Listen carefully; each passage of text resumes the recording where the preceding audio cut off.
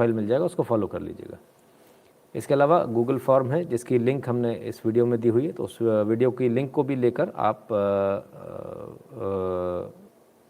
Google form को ध्यान से भरिए। तमाम सारी और सोशल मीडिया की लिंक दी हुई है, उन सभी को आप यहाँ पर भरिए, है ना। तो ये तमाम सारी चीज़ें जिसको कि आप इसको आवश्यक रूप से करें, हम हर बार बताते हैं, इस बार भी आपको बता रहे हैं।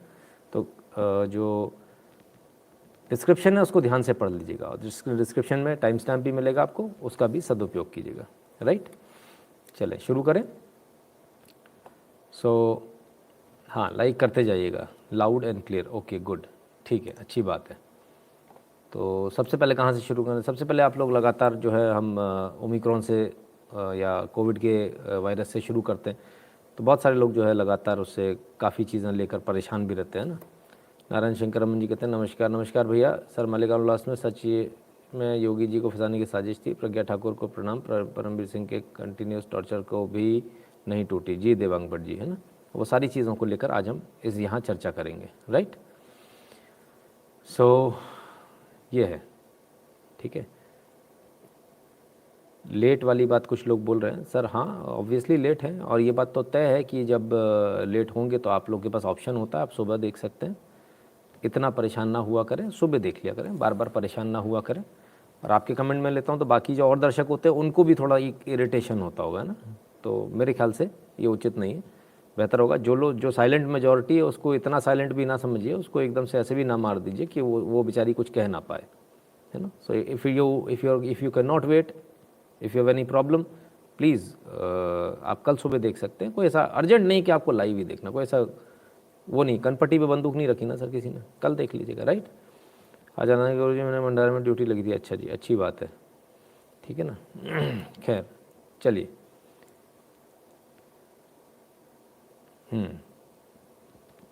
तो कुल मिलाकर ये तमाम सारी बातें हैं। चलिए हम कोशिश करते हैं, बहुत सारे लोग लाइव को लेकर करें, आप चिंता ना करें, लाइव का प्रेजेंटेशन एज इट इज़ होगा, जैसा हमेशा होता है, जैसा रोज़ होता है, राइट। आपकी बात का भी जवाब दिया जाएगा, लास्ट में दिया जाएगा, ठीक है। तो सबसे पहली बात कोविड से रिलेटेड है, लेकिन अच्छी खबर है, खुशखबरी है। ऑप्टिमस फार्मा टू लॉन्च कोविड-19 ड्रग मोलनुपिरावीर शॉर्टली। बड़ा अच्छा सा नाम है, मोलनुपिरावीर। संस्कान जी धन्यवाद। मोदी मिस कर सकते हैं, वैसे आपको कैसे मिस कर सकते हैं? ओके, ठीक है। तो अब दवा आ रही है, जिस कोविड से आप लोग इतने परेशान हैं, जिस कोविड को लेकर आप लोग इतने परेशान हैं, आखिरकार उसकी दवा आ रही है। Hyderabad Optimus pharma on Tuesday said it would be launching it's frontline covid medication molnupiravir in the Indian market in a day or two, as the drug maker has received permission from Drug Controller General of India for restricted emergency use of virus। तो 1 या 2 दिन में आ जाएगी ये दवा, 1 या 2 दिन में आ जाएगी। फेज 3 का क्लिनिकल ट्रायल इसका कंप्लीट हो चुका है, 1 या 2 दिन में आ जाएगी। अब 1 या 2 दिन में आ जाएगी तो आप इसको समझिए कि हमने पहले भी कहा था कि भारत के अंदर वो क्षमता, भारत के अंदर वो ताकत है कि भारत अगर अपनी पर आ जाए तो 24 घंटे में पूरे विश्व को दवा उपलब्ध करा सकता है। और अब ये एक अच्छी बात है कि लाइसेंस जो है ऑप्टिमस फार्मा के पास में लाइसेंस है, और ऑप्टिमस फार्मा को अब drug controller general of India की तरफ से लाइसेंस मतलब जो परमिशन है वो भी मिल गई है।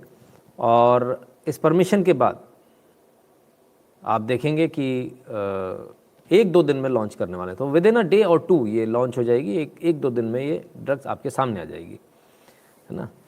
तो एक्स्ट्रा स्लीप डिप्राइव्ड नहीं सर, कुछ और रीज़न है, बाद में उस बारे में चर्चा करेंगे। तो ये तमाम सारी बातें जो लगातार हम आपसे कह रहे थे, लगातार हमने आपसे कहा था कि भारत के अंदर ताकत है, भारत करके दिखा सकता है। बहुत सारे लोगों को शायद विश्वास नहीं हो रहा होगा, बहुत सारे लोगों को नहीं होगा, लेकिन 1-2 दिन के अंदर आ जाएगी। Anti COVID pill soon as drug regulator approves emergency use, ठीक है ना। तो 100 low and middle income countries में ये भेजी जाएगी। ये जेनरिक वर्जन इसका दिया गया है, ठीक है, और जिसमें भारत भी एक है। तो कहाँ किस किस को मिला है इसका लाइसेंस? जरा Strides, doctor Reddy, Sun Pharma, Cipla, Hetero, Torrent and Optimus said they have received approval from the controller of India to manufacture the market in than version. तो ओरल मेडिकेशन है, ओरल दवा है, ऐसी दवा आपको मिलेगी, ठीक है ना, सब कैप्सूल टाइप की आपको दवा मिलेगी, जिससे कि आपके जो अब तक कोई दवा नहीं आई थी, अब तक आप जो काम कर रहे थे वैक्सीन पर काम कर रहे थे, ठीक है, दवा नहीं थी हमारे पास में, वो ये पहली बार कोई दवा आई है जिस दवा से अब ये है कि दवा से आप ठीक हो जाओगे, है ना, ऐसा कहा जा रहा है, लेकिन इसका भी इमरजेंसी यूज़ ही होगा, क्योंकि जो क्लिनिकल ट्रायल्स हैं बहुत लंबे हैं, बहुत लंबे चलते हैं क्लिनिकल ट्रायल्स जो एलोपैथी के, तो उनमें अभी बहुत समय लगेगा। अभी जो 3rd फेज़ का क्लिनिकल ट्रायल हुआ, इसके बाद इमरजेंसी फेज़ में आप इस्तेमाल कर सकते हैं। सो ये रहेगा, है ना। तो अब इसके बाद में जो लोग इतना ज़्यादा डर रहे थे उनके लिए एक और अच्छी खबर है कि कम से कम एक दवा और आ गई हमारे पास में। DRDO वाला पाउडर भी है सर, DRDO वाला पाउडर भी था, वो भी पिछली बार आया था। इस बार जो है ये दवा, ये कोविड-19 के लिए, this includes Omicron and this includes all the variants, है ना, तो ये सभी पर काम करेगी ऐसा बताया जा रहा है, राइट। सो ये है बहुत सारी चीज़ें, ठीक है ना, तो इसको हमको समझना पड़ेगा, ठीक है। तो जिन लोगों को बार बार लगातार डर लग रहा था, जो लोग लगातार इस बार इस डर में थे कि इसका कोई इलाज नहीं, इसका कोई इलाज नहीं, अब ये पहली बार इलाज आया, इससे पहले इलाज नहीं था, इससे पहले रोकथाम थी कि वैक्सीन लग जाएगी तो आपको होगा नहीं, उसका एक प्रयास था, है ना। अब इलाज आया है, ये इलाज कितना कारगर होता है आने वाला समय बताएगा, ये इलाज ये दवा जो है ये कितनी कारगर होगी ये भी आने वाला समय बताएगा, लेकिन ऐसा उम्मीद ऐसी है कि अगर दवा आई है तो उसका शायद सही इलाज हो भी जाए। अब तक हमारे पास कोई इसकी दवा नहीं थी, लेकिन अब ये हमारे पास में इसकी दवा अवेलेबल है, तो इस दवा से संभवतः शायद सही हो जाए मरीज़, और अगर एक बार सही होते हैं तो बहुत अच्छा हो जाएगा। 8 mg twice day for 5 days. हाँ, अब सर लिखिए मत, वरना कोई आपके पास नहीं आएगा और जो ज्ञानी लोग हैं वो अपने मन से लेना शुरू कर देंगे, फिर उल्टे लटक जाएंगे, तो ये बड़ा मुश्किल एक वो है आज के ज़माने में। मैंने कोविड के टाइम पर ऐसा भी देखा, लोगों ने मुझसे ये भी बोले किसी ने लिख दिया कि बोले नितिन जी ने दवाई लिखी थी उससे मैं एकदम ठीक हो गया, तो सारे लोग शुरू हो गए अब वो पर्चा हमको भी भेज दो। अरे भाई, हर आदमी की बॉडी अलग होती है, हर आदमी का मेटाबॉलिज्म अलग है, हर इंसान दूसरे इंसान से अलग होता है, सब पर एक जैसी दवा नहीं चलती, किसी को कोई दवा ज़्यादा होती, किसी को कोई कम होती, कोई प्रोटोकॉल एक ज़रूर होता है, लेकिन वो प्रोटोकॉल आप अपने डॉक्टर से पूछे जाके 100 200 500 रुपये में कुछ नहीं बिगड़ेगा, है ना। तो बड़ा बुरा लगता है जब लोग ये प्रयास करते हैं, घर पर बैठकर इलाज करने का प्रयास करते हैं। मेहरबानी करके, पिछली बार भी लोगों ने गलती करी, इस बार भी लोग गलती करने का वो उसमें है फिराक में, ऐसा ना करें, डॉक्टर को दिखाएं जाकर। आप सरकारी हॉस्पिटल में दिखाइए सर, फ्री में होता है ना, तमाम ट्रस्ट चलाते हैं वो भी फ्री में देखते हैं, ऐसा नहीं कि 100 200 500 ही देने आपको, है ना, वो भी ईजीली हो जाएगा, ऐसा कुछ नहीं है क्या नहीं हो सकता, सब कुछ हो सकता है, बशर्ते बस हमको क्वालिफाइड डॉक्टर से पूछना है, मेडिकल स्टोर वाले से मेहरबानी करके ना पूछिएगा। और ये जो तमाम सारे टोने टोटके हैं ना जो हम लोग अप्लाई करते हैं, वो सब कुछ करते रहिए, कोई मनाही नहीं है किसी भी चीज़ में, लेकिन साथ में दवा भी लेते रहिए, है ना। आपको लगता है कि जो है अगर नाक में फ़लानी चीज़ डालने से अच्छा हो जाएगा, वो भी कर लीजिए, दवा भी ले लीजिए, कोई बुरा थोड़ी है ना, कुछ बुरा थोड़ी होने वाला है, राइट, ठीक है ना। तो ये स्थिति है। खैर, आज काफ़ी सारी अच्छी जो न्यूज़ हैं वो आती रही, और उसमें एक अच्छी न्यूज़ हमने आपको दिखाई। दूसरी, आज कानपुर मेट्रो का उद्घाटन हुआ, प्रधानमंत्री मोदी ने कानपुर रेलवे मेट्रो का उद्घाटन किया। बड़े लंबे समय से इसका इंतज़ार था, इसका उद्घाटन, मतलब इसके खंभे भी नहीं बने थे, तो इसका उद्घाटन कर दिया था पूर्व मुख्यमंत्री अखिलेश यादव ने, जब कुछ भी नहीं था। किस चीज़ का उद्घाटन किया हमें आज तक समझ में नहीं आया। उद्घाटन उस चीज़ का होता है जो बन जाती है, बाकी चीज़ों का शिलान्यास होता है, लेकिन यहाँ उन्होंने उद्घाटन कर दिया, मिट्टी का, घूरे का उद्घाटन कर दिया। बोले यहाँ से कभी आएगी तब चला देंगे ट्रेन, और जब आनी थी तब कितनी थी, 9 किलोमीटर, आज 90 किलोमीटर की है कानपुर मेट्रो जो है 90 किलोमीटर की उसकी लंबाई हो चुकी है, जो 9 किलोमीटर की थी, और उसके बाद भी कुछ नहीं है ना। तो ये तमाम सारी चीज़ें हैं। तो खैर, जो तस्वीरें हैं उन तस्वीरों को आप देख लीजिए, और इन तस्वीरों को लेकर बड़ा बवाल कटा है भाई। हाँ, ये कानपुर मेट्रो में बैठे हुए प्रधानमंत्री मोदी, और बाहर हाथ हिला रहे हैं। किसको देखकर हाथ हिला रहे हैं समझ में नहीं आ रहा, क्योंकि यहाँ देखिए इतने छोटे छोटे घर दिख रहे हैं जरा जरा से, ये समझ में तो आ नहीं रहा। इसी को लेकर आज बड़ा विवाद की स्थिति बनी रही। तो ललन टॉप जैसे ने पहले भी इसी तरह खाली हवा में हाथ हिलाते दिखे हैं पीएम मोदी, लल्लन टॉप ने न्यूज़ बनाई। कानपुर में पता नहीं किसको अभिवादन करते दिखे पीएम मोदी, लोगों ने सही मौज ले ली। मतलब आप देखिए, ये पत्रकारिता का स्तर है। हमको भी ये समझ में आया कि भाई ऐसा, अरे ये किसको हाथ हिला रहे हैं, ऐसे कैसे हो सकता है। लेकिन वापस आते हैं इन्हीं तस्वीरों पे, वापस आते हैं कि आखिर मोदी जी किसको हाथ हिला रहे हैं। 1 मिनट में देखने को यही लग रहा है ये फोटो आप है, इसके अलावा कुछ भी नहीं है। लेकिन थोड़ा और आगे चलते हैं इसमें।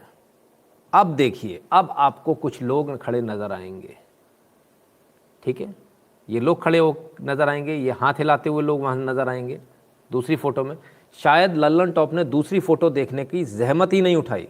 एक ही फोटो जैसे हमने भी देखा, वैसे ही इनको भी लगा भाई एक पत्रकार की बड़ी क्रिटिकल निगाह होती है, तो क्रिटिकल निगाह से उन्होंने देखा, लेकिन दूसरी फोटो नहीं देखी। दूसरी फोटो नहीं देखी तो उसमें मात खा गए। और ये प्रधानमंत्री मोदी सबको हाथ हिलाते हुए जा रहे हैं, ठीक है। और ये देखिए, लोग भी हाथ हिला रहे हैं वापस, उन्हें दिख रहे हैं प्रधानमंत्री मोदी, लोग फोटो खींच रहे हैं। ये प्रधानमंत्री मोदी हैं और ये लोग, और ये बड़ा, मैं इस कैमरामैन की दाद देता हूं जिसने भी फोटो खींचा। प्रधानमंत्री ब्लर हो गए क्योंकि उसको दूर का फोकस लेना था, लेकिन कम से कम ये ले लिया तो इसे सबूत हो गया। ऐसे लोगों के लिए, कुछ लोगों की मानसिकता ही नीच होती है, उसका कुछ नहीं कर सकता। तो देखिए, हाथ हिला रहे हैं, बच्चा भी हाथ हिला रहा है, सब लोग हाथ हिला रहे हैं और ये कैमरे से फोटो ले रहे हैं। उनको वहां से दिख रहे हैं प्रधानमंत्री मोदी अंदर। ये देखिए, यहाँ से कैमरे से फोटो ली जा रही है, ये भी खड़े हुए हैं। ये देखिए, ये सारे लोग नीचे खड़े हुए हैं, देख रहे हैं प्रधानमंत्री मोदी जा रहे हैं हाथ हिलाते हुए। उनको भी दिख रहे हैं प्रधानमंत्री मोदी, प्रधानमंत्री मोदी को वो लोग दिख रहे हैं, उनको प्रधानमंत्री मोदी दिख रहे हैं, दोनों को ही दिख रहे हैं। तो बड़ी अचंभे वाली बात है कि छोटी छोटी चीज़ों में इतनी घटिया राजनीति करने की कुछ मीडिया हाउसेस प्रयास करते हैं। करना नहीं चाहिए और ना ये उनका काम है। Your attitude is so scientific, so practical and so matter of fact, unlike most others so called inform journalist. Kudos. धन्यवाद डॉक्टर साहब, बहुत बहुत धन्यवाद आपका। तो देखिए सर, यहीं फ़र्क आ जाता है। अभी जैसा आपने कमेंट किया कि उसको एनालाइज करना, साइंटिफिक मतलब सारी चीज़ों को देखेंगे, उसको एनालाइज करेंगे, सत्यता की कसौटी पर उसको देखेंगे। ये 4 फोटो जो उन्होंने खुद ने, और हमने नहीं ट्वीट करी सर, हमारे पास तो बीजेपी उत्तर प्रदेश ने ट्वीट करी है, इन्हीं से लगभग सभी ने फ़ोटो उठाई है। तो भाई बाकी की फ़ोटो भी देख लेते ना। अगर एक फ़ोटो देखी, 4 फोटो हैं, ऐसा तो नहीं कि एक है, ठीक है ना। एक फ़ोटो में देख कर डेफिनेटली ऐसा लग रहा है, मुझे भी पहली बार में यही लगा था कि ये क्या बेवकूफ़ी है भाई, ये बीजेपी वालों ने क्या कर डाला, ठीक है ना। दूसरी फ़ोटो देखी तो लगा अरे नहीं ये तो सही है, लेकिन फिर भी दूर है, इतने दूर से दिख रहा है कि नहीं। तीसरी फ़ोटो में और चौथी में आके बिल्कुल क्लियर हो गया सब कुछ कि किसको हाथ हिला रहे हैं और कौन हाथ हिलाकर वापस अभिवादन दे रहे हैं, ठीक है। तो ये एकदम क्लियर है। तो ऐसे लोग, ऐसे पत्रकार जो अपने आप को पत्रकार बोलते हैं, ऐसे लोग, ऐसे मीडिया हाउसेस जो इस प्रकार की आधी अधूरी न्यूज़ चलाते हैं या जानबूझकर गलत न्यूज़ चलाते हैं। एंटी सर एक पत्रकार को किसी का नहीं होना चाहिए। लोग लिख रहे हैं एंटी मोदी, देखिए एंटी किसी का नहीं होना चाहिए।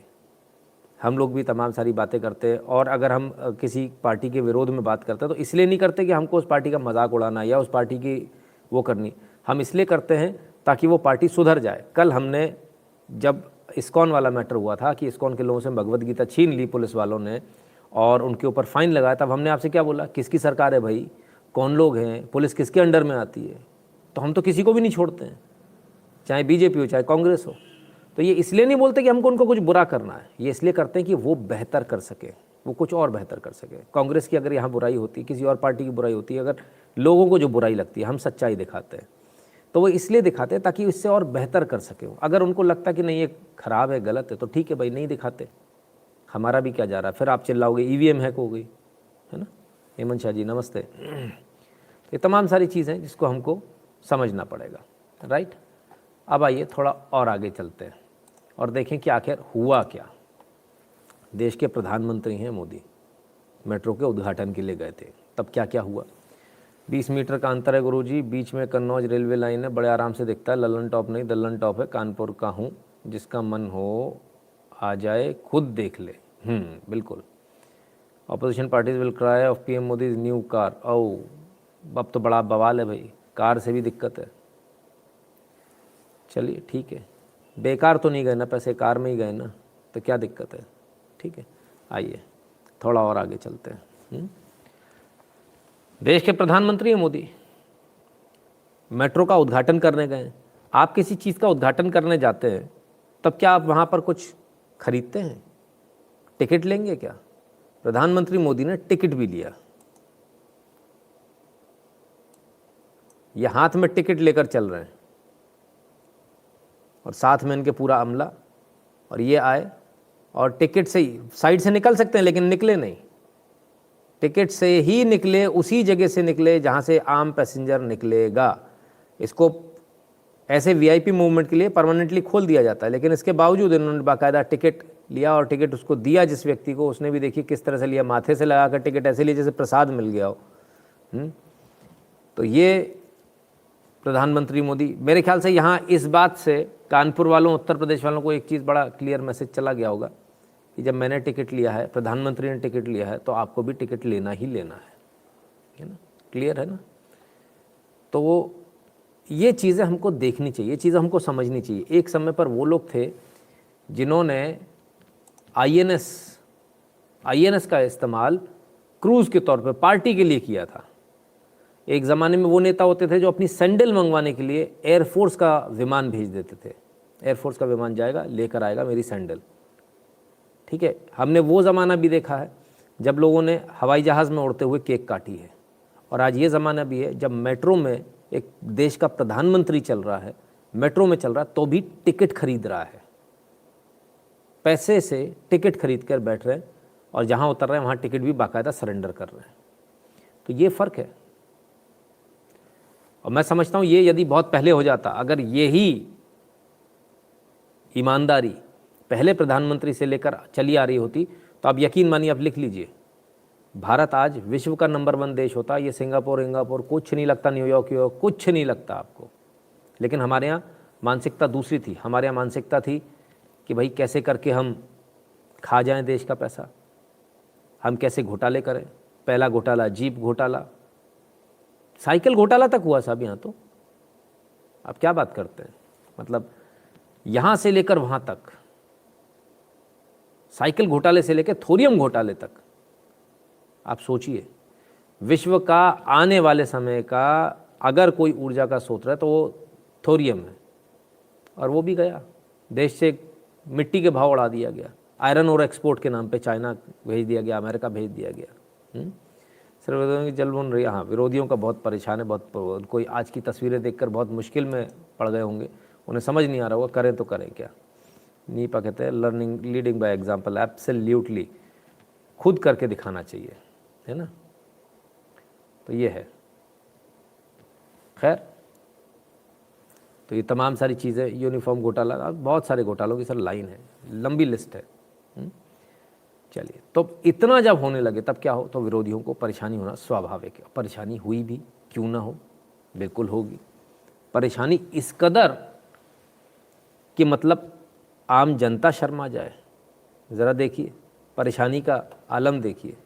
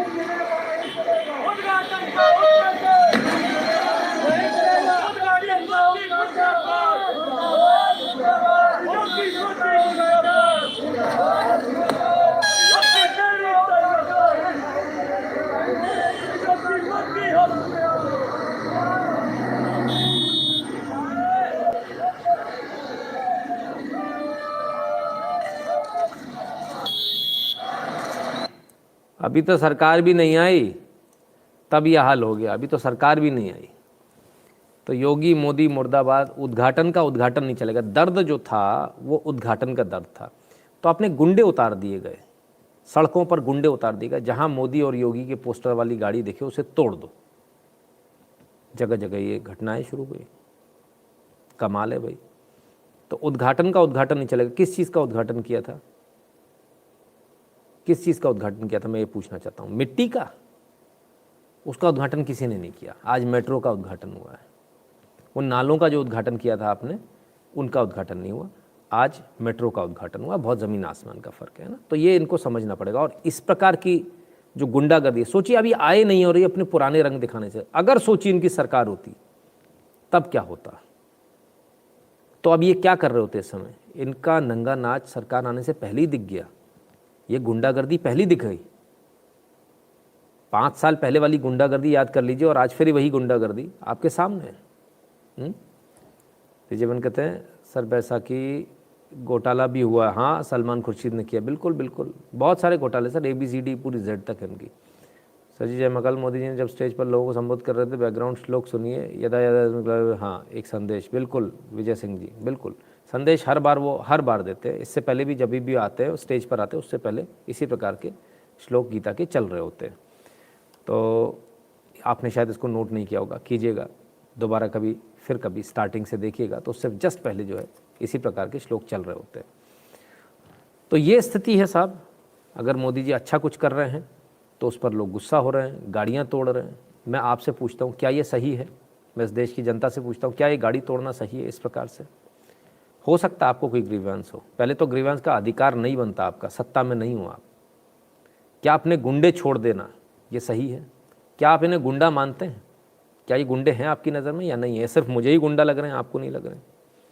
ये तमाम सारी चीज़ें। इसके बाद जनता जब जवाब देगी तो कहेंगे EVM हैक हो गई। बड़े कमाल के लोग हैं भाई, कमाल के लोग हैं।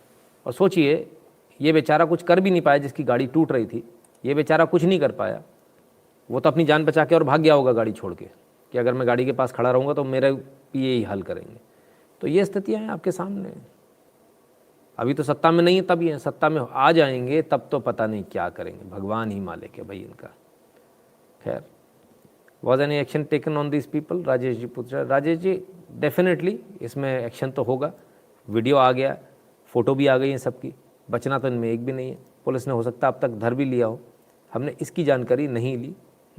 लेकिन डेफिनेटली अगर नहीं धरा होगा तो आगे पकड़े जाएंगे। तो दर्द होना स्वाभाविक है।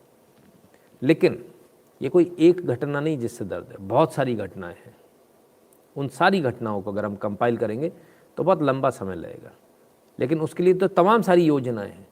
उन योजनाओं से लोगों को क्या फ़ायदा हुआ, इनको जो कष्ट हुआ एक बात है, लोगों को क्या फ़ायदा हुआ वो हम आपको दिखाते हैं। लेकिन उससे पहले फिर एक निवेदन है, लाइक कर लीजिए। मैं रोज़ रोज़ अपना गला तो इस प्रकार से नहीं थका पाऊँगा कि अगर मैं लाइक कर लीजिए ही बोलूँगा तो फिर पूरे लाइव का मज़ा किरकिरा हो जाएगा ना। तो या तो फिर कुछ और सिस्टम हमको इसमें करना पड़ेगा ना। We should go members only in that case, है ना, ताकि सिर्फ जो मेंबर्स वाले हैं वही आए तो उनको याद रहेगा, है ना। ऐसा करना पड़ेगा फिर हमको, राइट। तो खैर चलिए, तो जो विभिन्न योजनाएं चल रही हैं उस पर क्या कहना है लोगों का, जो बेनिफिशियरीज हैं, खुद से अपने कानों से सुनिए आप, हम कुछ नहीं कहेंगे। सर मैं अपनी 2 बेटियों को सर पढ़ा रही हूँ सर, आप लोगों की वजह से। बस मैं ये चाहती हूँ कि मेरी बेटियाँ और अच्छे से पढ़े। जो आज मैंने दिन देखे, इतने बुरे बुरे मैंने सर दिन देखे और कुछ नहीं देखे। शर्माए प्रणाम सर। ओहो, झुको मत, झुकने का जमाना चला गया। को इतना अच्छा आपने बहुत और कुछ नहीं देखे। शर्माए प्रणाम सर। ओहो, झुको मत, झुकने का जमाना चला गया। को इतना नाम सर। ओहो, झुको मत, झुकने का जमाना चला गया। समझ रहे हो आप?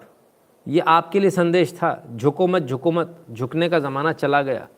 ये भारत को संदेश है, भारत के युवाओं को संदेश है। झुकने का ज़माना चला गया, भारत अब झुकेगा नहीं। लेकिन आपको समझ में नहीं आती ये बात। I think going to the path of Mamata Banerjee what she has done in West Bengal before election, K Manjunath जी कहते हैं। बिल्कुल। तो और क्या क्या, किस किस ने क्या क्या कहा, ज़रा और भी सुन लीजिए। तो इतना अच्छा मुझे रिटर्न मिला है कि मुझे जो है यूनिट बड़ी करनी पड़ रही है। ये आप बढ़ रही कि आनंद आ रहा है कि पूरी हो रही है? और इसे मैंने लाखों में बातें कर तो सब लोग कह रहे हैं कि हम हर साल आप ही आए।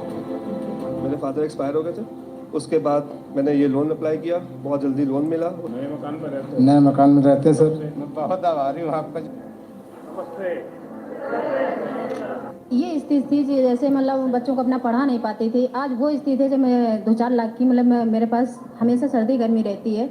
और मैंने अपने समूह से जोड़ के ना अपने और बीओ से जोड़ के मैंने महिलाओं को भी इतना आगे बढ़ा दिया है कि वो आज 10-5 हज़ार रुपये कमा रही हैं सर। और मेरा काम ये भी था सर, जैसे मैं ये मास्क लॉकडाउन में मैंने मास्क भी बनाए थे, जिसका मेरे पास फंड आया था 75,000 रुपये मुझे मिला हुआ था सर। उससे मैंने अपने बीओ को कुछ दिया और कुछ अपने पास में रखा। और सर मैंने ये क्या कहते हैं ड्रेस बच्चों की मैंने 7 स्कूल की मैंने सिली थी, जिसका मुझे 1,10,000 रुपये मिला था सर। और इससे मैंने जी सर ये मैं जूट से उत्पादन करवाती हूँ महिलाओं के द्वारा। यूपिका से मुझे हाँ जी सर घड़ियाँ बनवाते हैं सर। ये वैसे तो इसकी कॉस्ट 300 रुपये है। कितने समय में बनता है? सर ये 1 दिन में बन जाता है। पहले मेरे को बहुत दिक्कत होती थी ऐसे। जी हाँ, और राशन कार्ड मिला मेरे को, और 2 बारी राशन मिलता है मेरे को फ्री का, और लाइट हो गई है, उज्ज्वला गैस हो गई है, सारी सुविधाएं हमको मिलती है। लाइट, उज्ज्वला गैस, 2 बार राशन, लोन मिल रहे हैं, फैक्ट्री को बड़ा करना पड़ रहा है, ऐसे शब्द लोगों ने इस्तेमाल किए। तो मोदी जी ने पूछा पढ़ रहा है तो दुख की बात है क्या कि पढ़ रहा है, कष्ट है क्या इसमें? तो देखिए बहुत सारी चीज़ें हो रही हैं, लगातार हो रही हैं। क्या भगवान के सामने नहीं झुकना चाहिए? संस्कार जी कहते थे कि भगवान के आगे तो सभी झुके, मोदी जी को भी भगवान के आगे झुकना पड़ेगा। मोदी जी भगवान से बड़े तो नहीं, भगवान के भेजे हुए ज़रूर, ऐसा हम मानते हैं, मुझे ऐसा लगता है, ये मेरी व्यक्तिगत राय है। लेकिन इसके बावजूद झुकना तो भगवान के आगे हम सबको पड़ेगा, है ना। भगवान के आगे भगवान के आगे बिना झुके तो काम चलता ही नहीं, सबको झुकना होता है। जैसे हम मोदी जी को मिस नहीं करते, वैसे आपको भी नहीं करते। अच्छा जी, बहुत अच्छी बात है। अपना ध्यान रखिए। धन्यवाद भैया।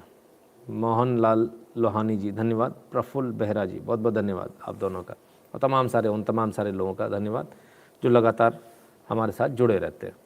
खैर, और क्या है आगे? आएंगे तो योगी। अच्छा देखे भाई, देख लीजिए, पहले पूरा देख लीजिए। नए मकान में रहते हैं सर, करीब 1 साल हो गए सर।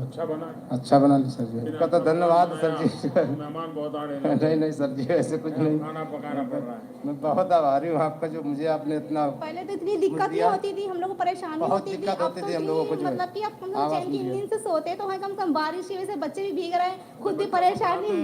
जी सर। हाँ जी सर, अभी हाँ जी। साउथ इंडियन मैं बिजनेस करती हूँ सर, जो डोसा इडली वगैरह सब मैं खुद करती हूँ सर। जी हाँ सर, मैं खुद बनाती हूँ सर।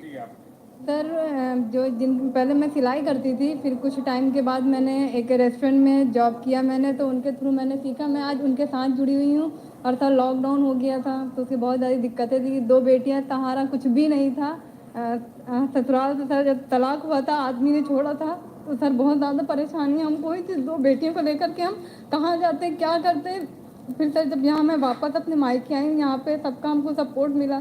आज सर मैं अपनी 2 बेटियों को सर पढ़ा रही हूँ सर, आप लोगों की वजह से। बस मैं ये चाहती हूँ कि मेरी बेटियाँ और अच्छे से पढ़े। जो आज मैंने दिन देखे, इतने बुरे मैंने सर दिन देखे और कुछ नहीं देखे। Thank you sir. बस सर आप लोगों की बदौलत है, बस ये सोचती हूँ सर मेरी बेटियाँ और पढ़ें। बस घर मैं अब चाहती हूँ सर कि मेरा अपना घर, कहते हैं बेटियों को कोई घर नहीं होता, ना ससुराल होता, ना ही बात। सर ये मेरा 4 साल पहले मेरा सर तलाक हो गया था। मेरा आज कोर्ट में केस भी चल रहा है कि मुंह से उन्होंने बोल दिया था। आज सर मेरा केस चल रहा है। बस मैं ये सोचती जो मेरे मुंह से बोल दिया था, ट्रिपल तलाक वाली हैं ये, बताइए। अब इस बच्ची को, बहन को देखकर आप बताइए, मैं आपसे पूछता हूँ, क्या ये ट्रिपल तलाक सही है? अब कोर्ट में केस चल रहा है। 4 साल पहले, तब उस समय कानून नहीं था, तो मन आया बोल दिया। कमाल के लोग हैं भाई। झुकने तात्पर्य क्वीन के आगे झुकने था। जी बिल्कुल पीयूष जी, आपने बहुत अच्छी तरह से इस बात को लिया है। सो द पॉइंट इज कि कितने कितने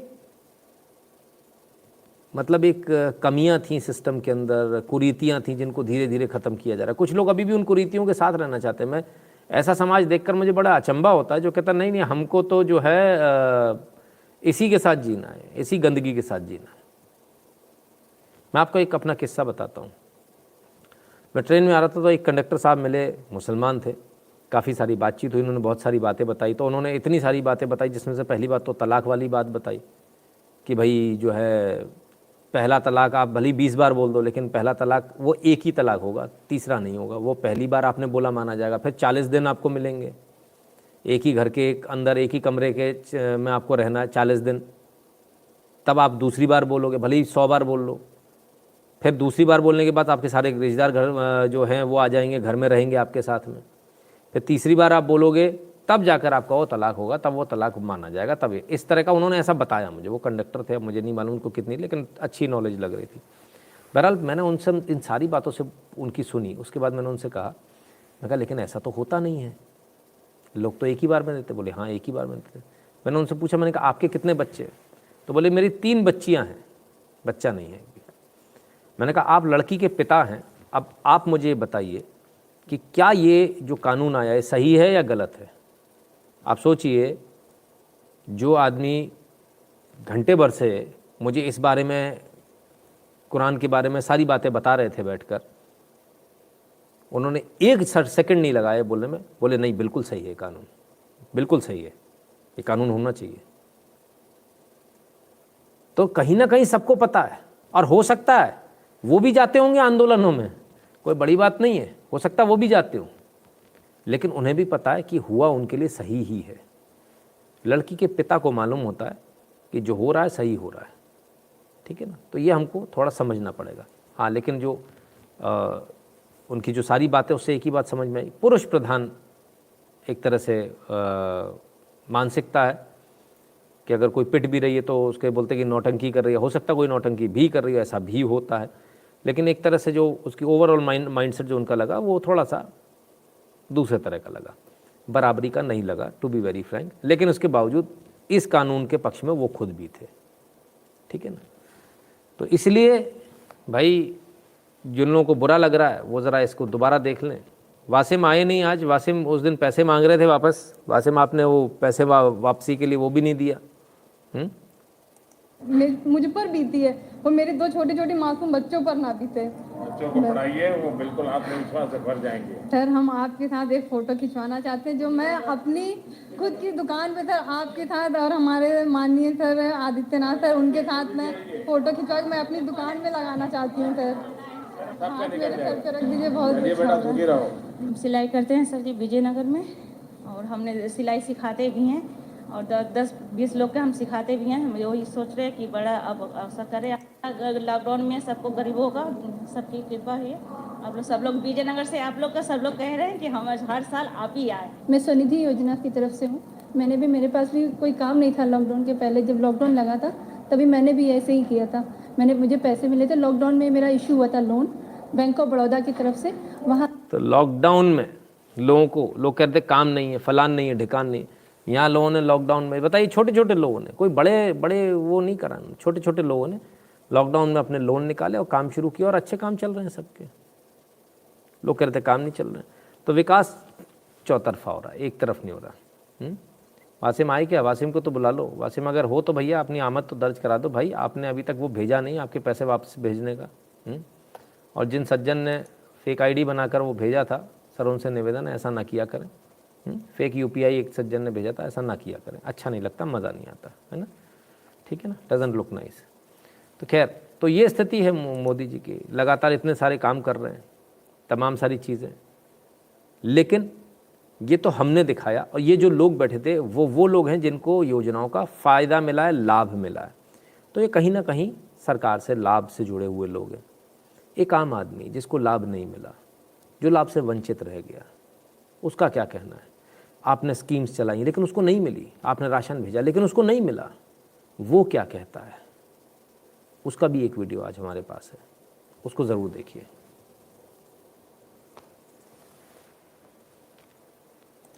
गोपाल सिंह क्या काम करते हैं? चरवाही करते हैं। चरवाही करते हैं। मोदी जी कैसे काम कर रहे हैं? मोदी जी देश में पहला प्रधानमंत्री हमारे देखने में नेहरू समय से आए हैं, जो जरा ईमानदार और योग्य व्यक्ति। ईमानदार हैं। हाँ, अब तो काशी विश्वनाथ कॉरिडोर का उद्घाटन भी हो गया। ये तो भाई जो भी जो संप्रदाय का होता है अपने धर्म के लिए करता ही है। मोदी जो कर रहे हैं ठीक कर रहे हैं। ठीक कर रहे हैं।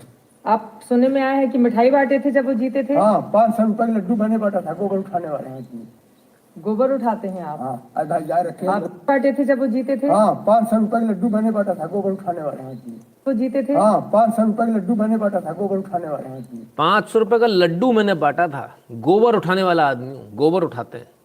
500 रुपये के लड्डू बांटे थे जब मोदी जी जीते थे। This is true women empowerment. जय मोदी जी, योगी जी। जी अश्विन जी, बिल्कुल। गोबर उठाते हैं आप? हाँ, आधा जा रखे आपकी आंखों में आंसू आ गए ये कहते हुए। ये भावनात्मक लगाव है मेरा किससे लगाव है? पीएम से। क्यों मानते हैं इतना? इसे जो देश के सबसे पहले आदमी हैं, इतने ऊंचे शिखर पे राजा हमारे देश के, और ईमानदार और योग्य हैं। अच्छा, आप भावुक हो रहे हैं ये कहते हुए। मतलब आपको लग रहा है कि कुछ बदलने के लिए आए हैं वो।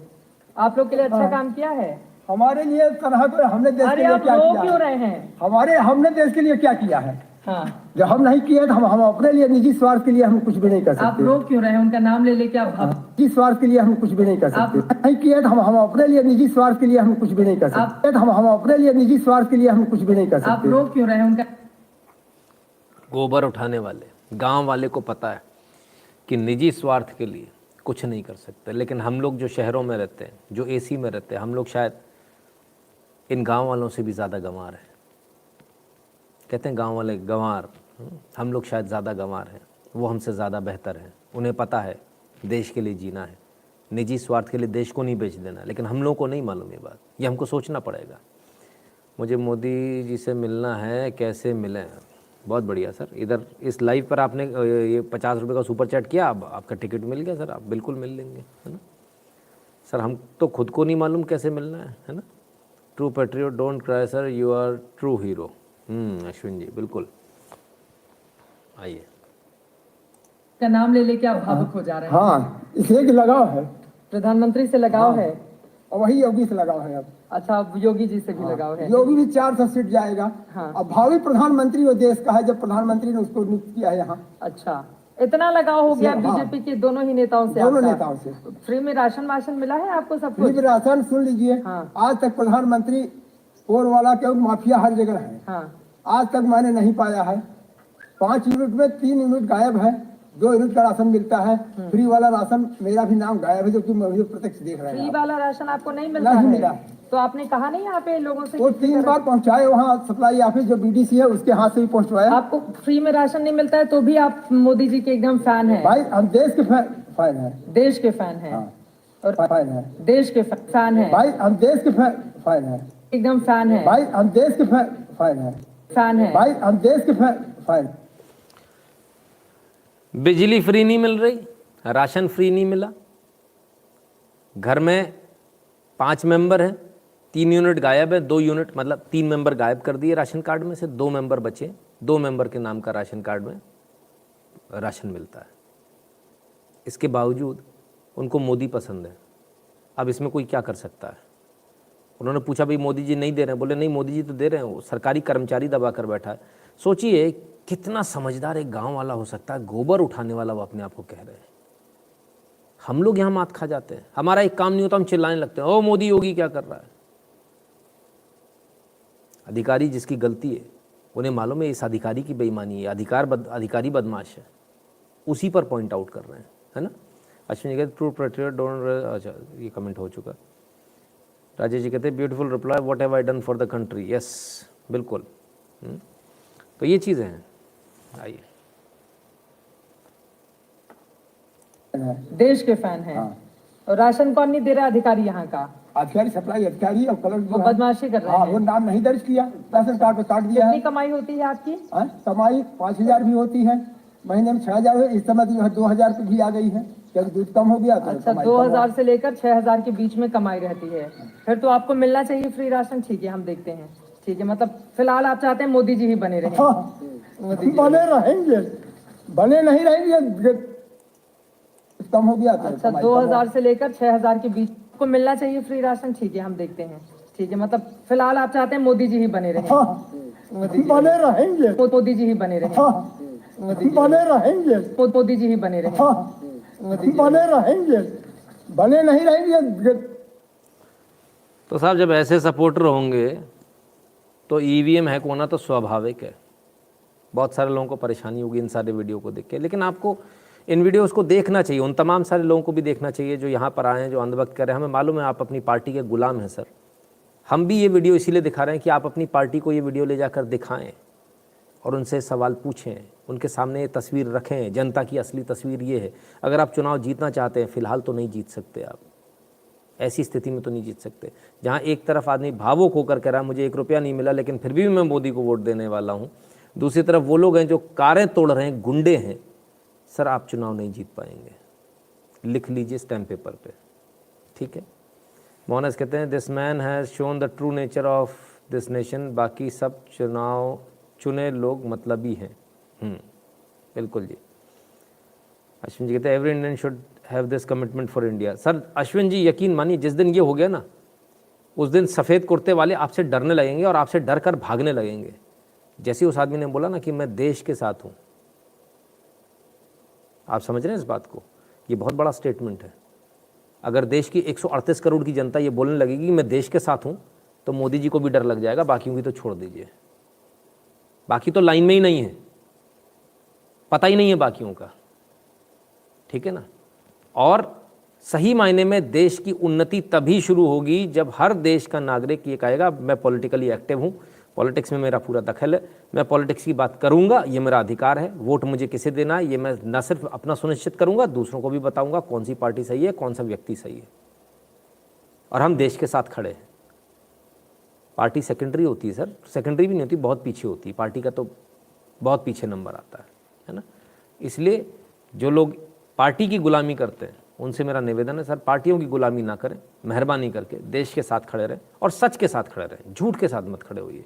सिर्फ किसी को बदनाम करना है, सिर्फ किसी ने आपको पोस्टिंग नहीं दी, आपको कुछ बनाया नहीं, मुझे बनना है, मुझे कुछ बनाया नहीं तो मैं बुराई करने लगूँ, ऐसा नहीं है सर। इस गाँव वाले जैसा बनिए, गोबर उठाने वाले जैसा। नहीं मिल रहा ना राशन, कोई बात नहीं, हमें भी कुछ नहीं मिल रहा, कोई बात नहीं, लेकिन सच के साथ खड़ा है, देश के साथ खड़ा है आदमी, देश के साथ गद्दारी नहीं करने लगा।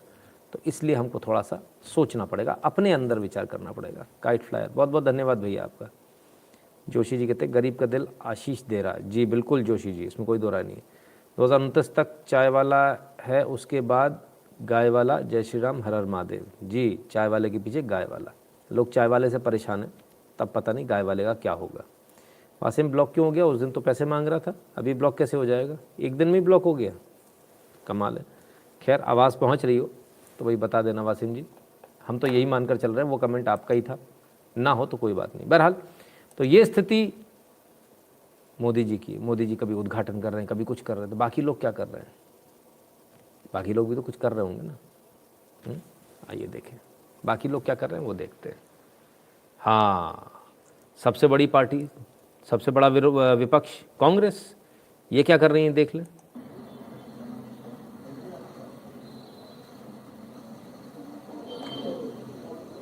ओ तेरी, ये क्या हो गया?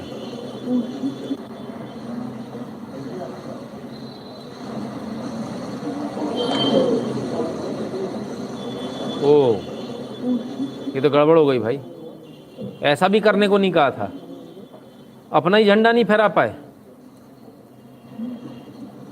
हे भगवान, अब दोबारा लगा लो चढ़ के ना। आज का ओरिजिनल वीडियो बिना एडिटेड, हाँ कोई गलतफहमी ना रहना।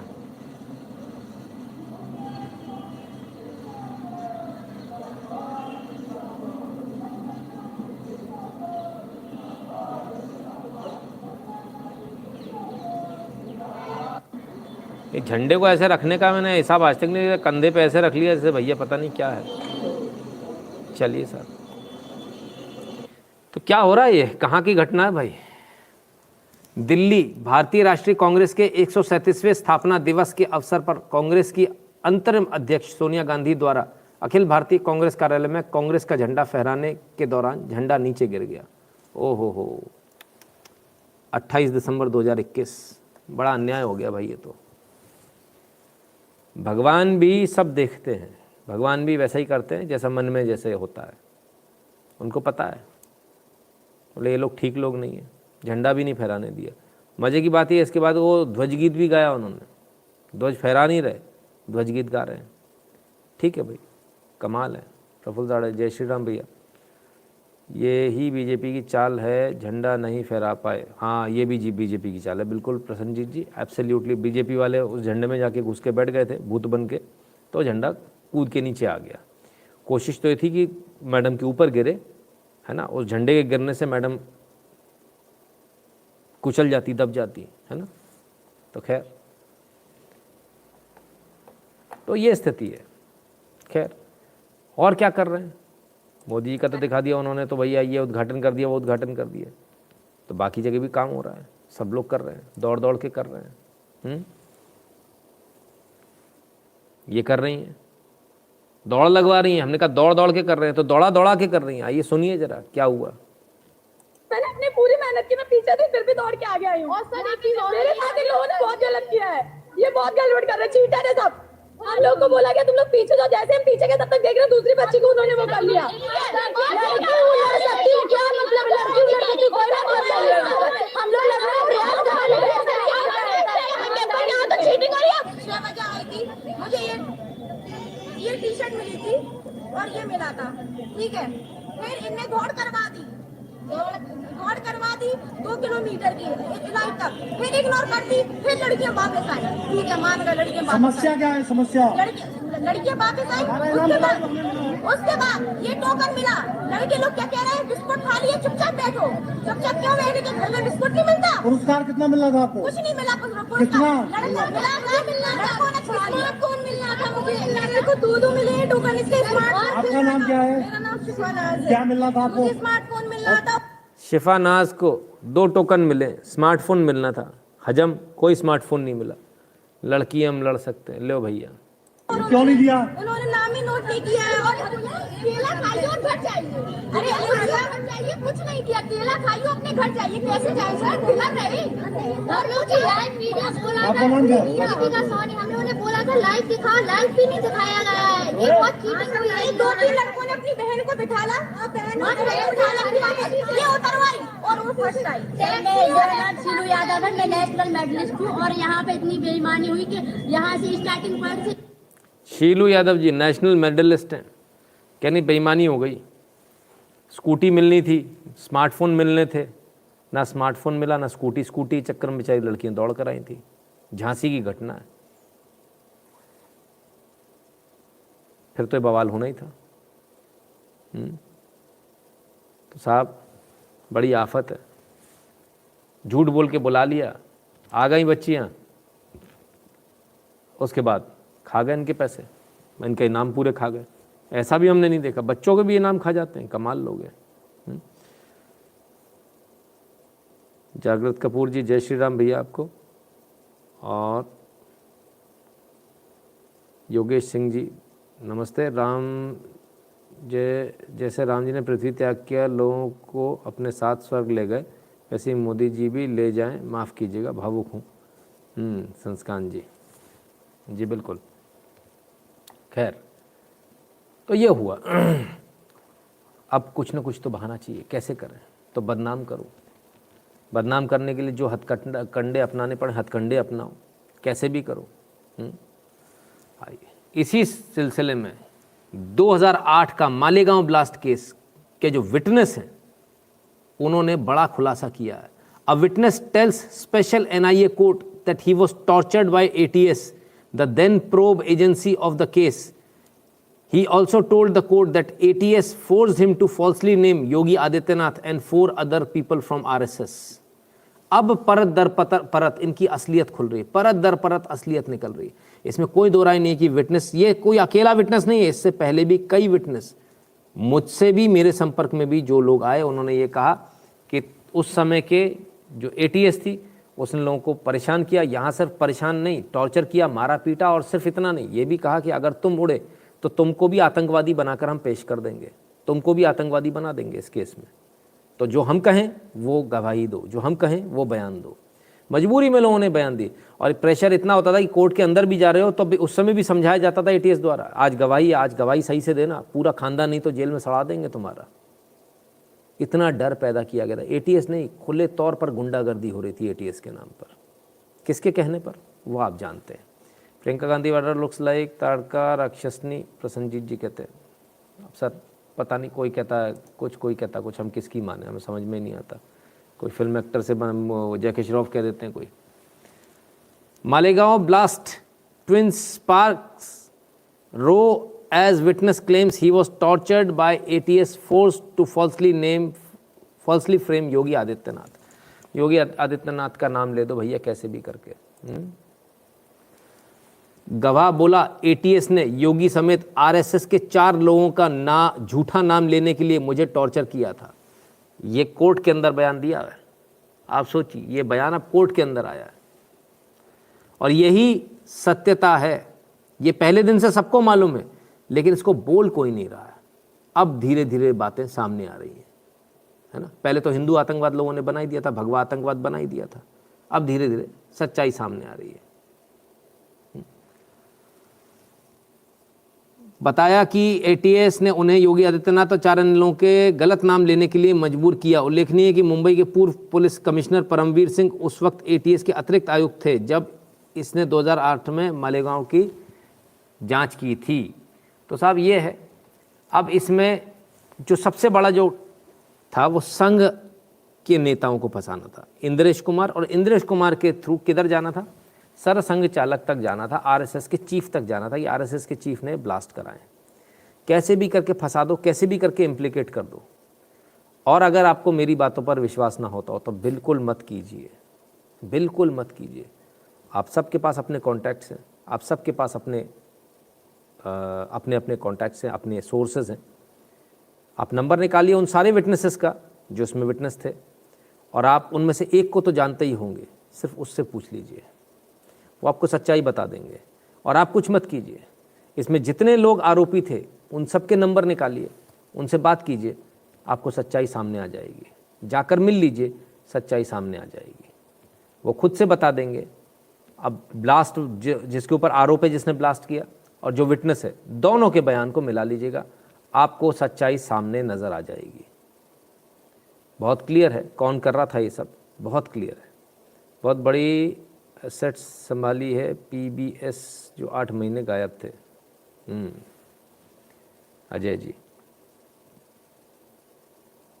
ठीक है, चलिए और देखते हैं। तो ये जो प्रयास था, कैसे भी करके ये इनके इन प्रकार आरएसएस को इम्प्लीकेट कर लो, वो प्लान फेल हो गया। भगवा आतंकवाद की जो थ्योरी जो चलाई जा रही थी, वो प्लान फेल हो गया, है ना। ये तमाम सारी चीज़ें हैं। तो ऐसी चीज़ों का अब क्या किया जाए? जो लोगों ने बिल्कुल मन में ये मान लिया कि भाई इनको कैसे भी करके जो है इम्प्लीकेट करो, इनको कैसे भी करके इसमें फंसाओ, तो उसका कुछ नहीं हो सकता। जो लोग ये सोच ही रहे हैं उनका कुछ नहीं किया जा सकता, है ना।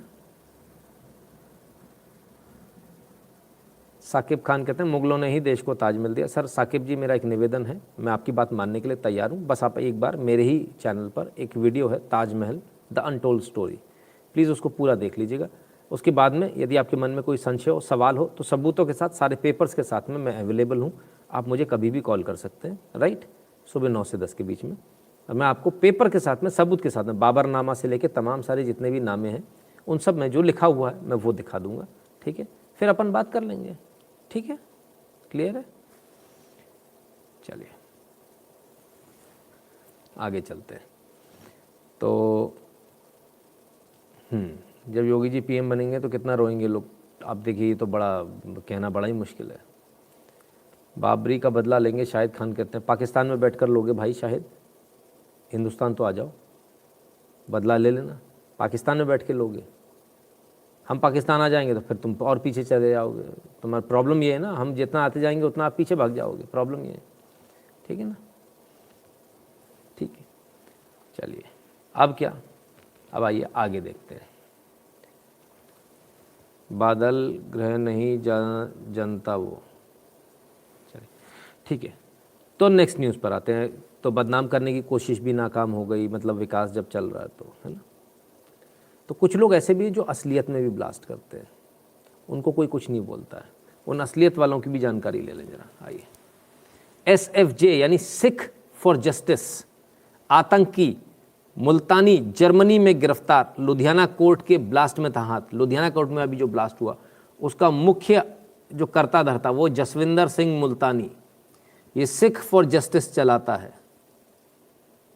एक अधिकारी ने नाम न छापने की शर्त पर बताया कि पंजाब के होशियारपुर का रहने वाला 45 वर्षीय मुल्तानी सिख फॉर जस्टिस के संस्थापक गुरपरवंत सिंह पन्नू का करीबी सहयोगी और अलगाववादी गतिविधियों में शामिल है।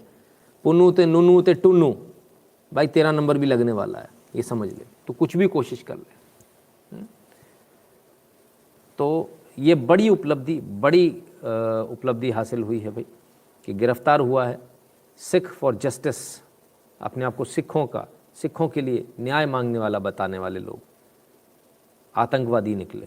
शुरू से ही आतंकवादी थे, हम तो शुरू से उनको आतंकवादी बोलते थे, खालिस्तानी आतंकवादी बोलते थे। खालिस्तानी मतलब आतंकवादी, ठीक है ना, क्योंकि वो मूवमेंट ही पूरा आतंकवाद का था। तो जो आतंकवादी थे वो अब पकड़े जा रहे हैं। फिलहाल उनको जर्मनी में पकड़ा गया है, जर्मन पुलिस ने पकड़ा, भारतीय पुलिस ने नहीं। अभी आते हैं उस पर भी। संदीप कुमार जी, जय श्री राम भैया। ठीक है, पूरा पाकिस्तान बिल्कुल लीजिए साहब, पूरा पाकिस्तान लीजिए। किसने मना किया? आधा कौन लेता है? लुधियाना कोर्ट ब्लास्ट, खालिस्तानी आतंकवादी जसविंदर मुल्तानी जर्मनी में गिरफ्तार। दिल्ली मुंबई था अगला टारगेट। ओहो, अभी इससे चैन नहीं पड़ा था, इसको अभी दिल्ली और मुंबई में और धमाके करने थे। आपको समझ में आ रहा है ये जो पूरे के पूरे यहाँ पर जो आंदोलन हो रहे हैं, ये आंदोलन क्यों हो रहे हैं? क्योंकि आंदोलन के नाम पर लोग बाहर से आ रहे हैं, धीरे से बम, उस समय भी बम मिले थे ना, कौन सी एम्बेसी के बाहर, शायद इजरायली एम्बेसी के बाहर और कहाँ का, ठीक है ना। तो ये जो है पूरा जो प्लान है वो सिख फॉर जस्टिस, खालिस्तानी आतंकवादियों का प्लान था भारत के अंदर। अब वो प्लान धीरे धीरे बाहर आ रहा है। उधर प्लान क्या था, वो क्या प्लान कर रहे थे बैठ के, सारी साजिश वहीं आते उसी पार्टी पर आके रुकती है। एक तरफ प्लान करते हैं भगवा आतंकवाद, हिंदू आतंकवाद, अब वो सामने आ रहा है, खुल गए उसके राज। इधर जो ब्लास्ट कराया इसके राज भी खुल गए, ठीक है ना। अभी बेअदबी वाले राज भी खुलेंगे। आईएसआई कनेक्शन आ गया, उसमें भी पाकिस्तान कनेक्शन आ चुका है। और हम पहले दिन से इस बात को बोल रहे थे, ये आईएसआई के आंदोलन है, आईएसआई ये पैसा लगा रहा है, खालिस्तानियों का माई बाप आईएसआई है। आईएसआई के तलवे चाटने वाले लोग हैं खालिस्तानी लोग, और सिख फॉर जस्टिस वाले उसके टुकड़ों पर पलते हैं ये लोग। आइए आज और इसका खुद से देखें। लुधियाना कोर्ट ब्लास्ट, जर्मनी में सिख फॉर जस्टिस आतंकवादी गिरफ्तार। दिल्ली मुंबई में और हमले की योजना बनाई थी। तो दिल्ली मुंबई में योजना बनाई थी साहब, दिल्ली मुंबई में और करने थे हमले, ठीक है ना। तो जिन लोगों को उस समय समझ में नहीं आ रहा था कि भाई ये कानून क्यों वापस ले लिए, ये इसीलिए ले लिए ताकि ये बहाना ना हो कि इस कानून से नाराज़ होकर किसान बम ब्लास्ट कर रहे हैं। आप समझ रहे हैं, तैयारी इनकी पूरी थी, सरकार को भी मालूम है इनकी तैयारी पूरी है, ये करेंगे। सरकार ने धीरे से वो वापस ले लिया, किसान अपने घर पहुंच गए। नहीं तो किसान आंदोलन के अंदर ब्लास्ट कराते हैं, किसानों को मरवा देते हैं, और फिर पूरे देश के अंदर आंदोलन होता। और क्या कहते हैं किसान, फिर किसान बदनाम होता कि किसान बम धमाके कर रहे हैं, किसान बम लगा रहे हैं। पूरे विश्व के अंदर ये नैरेटिव बनाया जाता है कि भारत के अंदर किसान इतना परेशान है कि किसान आतंकवादी बन गया। अब असलियत सामने आ गई। आईएसआई ने कुत्ता पाला है जो खुजली वाला कुत्ता है, लंगड़ा लूला कुत्ता है, और उसका नाम है खालिस्तानी आतंकवादी सिख फॉर जस्टिस। और वो सिख फॉर जस्टिस भारत के अंदर ये काम कर रहा है, ठीक है ना। तो खैर आइए और देख लें जरा। पाकिस्तान खालिस्तान के दो खतरनाक प्लान, मुल्तानी से राज उगलवाने जर्मनी पहुंचेगी भारतीय पुलिस। तो अरेस्ट हो गए, जर्मन पुलिस ने अरेस्ट किया, लेकिन अब भारतीय पुलिस भी पहुंच रही है, जर्मनी पहुंच रही है, और जर्मनी पहुंचकर पूछताछ करेगी। तमाम सारे राज अभी उगलवाने कोशिश करेंगे यहाँ लाने की। हालांकि प्रत्यर्पण इतना आसान नहीं होगा, लेकिन फिर भी प्रयास जारी रहेगा, कोशिश तो करनी ही चाहिए। किसके कहने पर हो रहा है? लुधियाना ब्लास्ट में बड़ी कामयाबी, जर्मनी से आतंकी मुल्तानी गिरफ्तार। आईएसआई के कहने पर ड्रग तस्करों संग रची साजिश, मुंबई दिल्ली भी थे निशाने पर। हमने क्या कहा, ये पूरा जो मैटर है ये ड्रग तस्करों से रिलेटेड है। ड्रग्स की तस्करी के साथ ही ये चीज़ें आती हैं। ड्रग्स की जो तस्करी करता है उसे लगता है मैं ड्रग्स की तस्करी कर रहा हूँ, उसमें धीरे से उसमें बम भी आ जाता है। तो आईएसआई के कहने पर ये पूरा कांड हुआ था। गिरफ्त में पाकिस्तानी प्यादा, ये पाकिस्तानी प्यादा ही है। जसविंदर मुल्तानी एसएफजे प्रधान पुन्नू यानी नुन्नू उर्फ टुन्नू का करीबी है। पाकिस्तान एजेंसी आईएसआई के इशारे पर कर रहा था काम, क्लियर है। चुनाव से पहले पंजाब को अस्थिर करने की साजिश, क्लियर है। समझ में आ गया क्यों ये 3 कानून वापस लिए गए, ठीक है। तो पाकिस्तान की एजेंसी के इशारे पर काम करने वाला नुन्नू, पाकिस्तान की एजेंसी कहती है नुन्नू जाओ सुसु कराओ, तो नुन्नू जाके सुसु करके आते हैं। नूनू ये करो, नूनू वो करो, तो नूनू वही करते हैं जो पाकिस्तान कहता है, जो आईएसआई कहता है। और पाकिस्तान और आईएसआई के कहने में ही भारत के अंदर धमाकों की साजिश रची गई, भारत को दहलाने की साजिश रची गई। पता नहीं इतना धैर्य कैसे मिलते हैं इनको, किसको धैर्य तो रखना पड़ता है सर, ऐसे कैसे? ठीक है ना। तो ये सारा काम आखिर हुआ कैसे? अभी 3 दिन में तो हुआ, 72 घंटे में इतनी सारी चीज़ें बदल गई। आइए देखें कैसे बदली। बाहर से किसी को पकड़ना या पकड़वाना बहुत टेढ़ा काम होता है। लुधियाना ब्लास्ट, मोदी सरकार का दबाव काम आया, 72 घंटे में जर्मनी से पकड़ा गया खालिस्तानी, 72 घंटे में पकड़ा गया।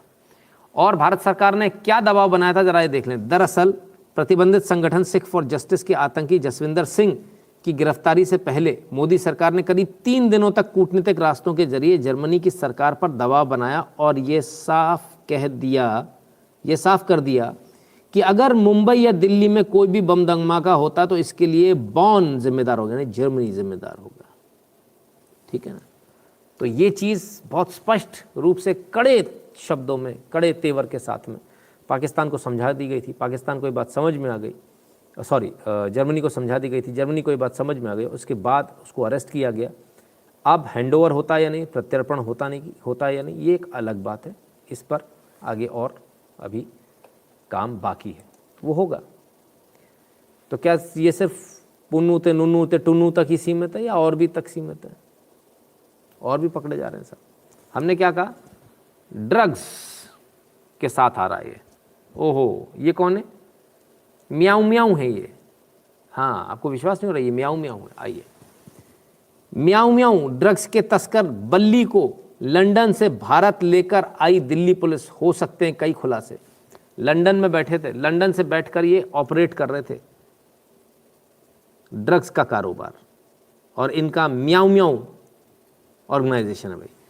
दिल्ली पुलिस ने इंटरनेशनल ड्रग तस्कर बल्ली को लंदन से भारत ले आई है। तो अब ये भारत आ गए, अब इनसे म्याऊ म्याऊ करके पूछा जाएगा, म्याऊ म्याऊ बताओ, म्याऊ म्याऊ म्याऊ म्याऊ म्याऊ, तो इनकी म्याऊ म्याऊ चलेगी अभी। तो अब ये म्याऊ म्याऊ करके बोलेंगे, इनसे पूछा जाएगा। हो सकता है दूध का कटोरा रखा जाए, हो सकता है संटी लेके भी पूछा जाए, तो डिपेंड करता है। तो अब ये जो चीज़ है ये आपके सामने है। ठीक है। तो ये तमाम सारी चीज़ें, तो सिर्फ आतंकवादी नहीं पकड़े जा रहे, म्याऊ म्याऊ वाले ड्रग्स वाले भी पकड़े जा रहे हैं। अब इससे तिलमिलाहट बहुत हो रही है। तिलमिलाहट हो रही है क्या कि केंद्र में जब है बीजेपी तब इतना बुरा हाल है। अगर कहीं वहाँ राज्य में, पंजाब में अगर बीजेपी आ गई तब क्या हाल होगा? तो सबके पैर उखड़ जाएंगे। तब क्या करें? तब जैसे हो सके वैसे डराओ धमकाओ, गोली मारो लोगों को जो बीजेपी ज्वाइन करे। बिग बॉस की पूर्व कंटेस्टेंट शहनाज गिल के पिता पर अज्ञात हमलावरों ने चलाई गोलियां। 2 दिन पहले ही भाजपा में हुए थे शामिल। भाजपा में जैसे ही शामिल हुए वैसे ही इनके ऊपर गोलियां चला दी गई। तो ये स्थिति है साहब। 2 दिन पहले ही भाजपा में शामिल हुए थे। भाजपा का दामन थामने के 2 दिन बाद ही बिग बॉस के एक्स कंटेस्टेंट और पंजाबी एक्ट्रेस शहनाज गिल के पिता संतोख सिंह सुख पर 2 लोगों ने फायरिंग की। इस घटना में पंजाब में के अमृतसर में रात करीब 8:30 बजे अंजाम दिया गया। इस घटना में संतोख सिंह की जान बाल बाल बच गई। तो अमृतसर में साहब ये घटना हुई शाम को 8:30 बजे 25 दिसंबर को इन्होंने बीजेपी ज्वाइन करी थी। 27 को इन पर हमला हो गया। भाई बड़े कमाल की बात है। ऐसा भी होता है। तो कैसे भी करके बीजेपी को रोको। बीजेपी आ गई तो बड़ी आफत हो जाएगी, बीजेपी आ गई तो ये हो जाएगा, बीजेपी आ गई तो वो हो जाएगा। तो गोली चलानी पड़े गोली भी चलाओ, मारना पड़े मारो भी। कमाल के लोग हैं, बड़े कमाल के लोग हैं। खैर, तो ये सिर्फ आप पर गोली नहीं चला रहे, और भी लोगों को धमका रहे हैं। भाई क्वीन को नहीं छोड़ा, महारानी को मारूंगा, लूंगा जलियांवाला बाग का बदला। क्वीन एलिजाबेथ के महल में आरी कमान के साथ पकड़ा गया युवक। वीडियो भी आई सामने। बताइए साहब, ये स्थिति है इनकी। तो ये स्थिति है। वीडियो में युवक कह रहा है, मुझे दुख है जो मैंने किया उसके लिए और मैं करूंगा उसके लिए। मैं शाही परिवार की महारानी एलिजाबेथ की हत्या का प्रयास करूंगा, उन लोगों का बदला जो 1919 के जलियांवाला बाग हत्याकांड में मारे गए थे।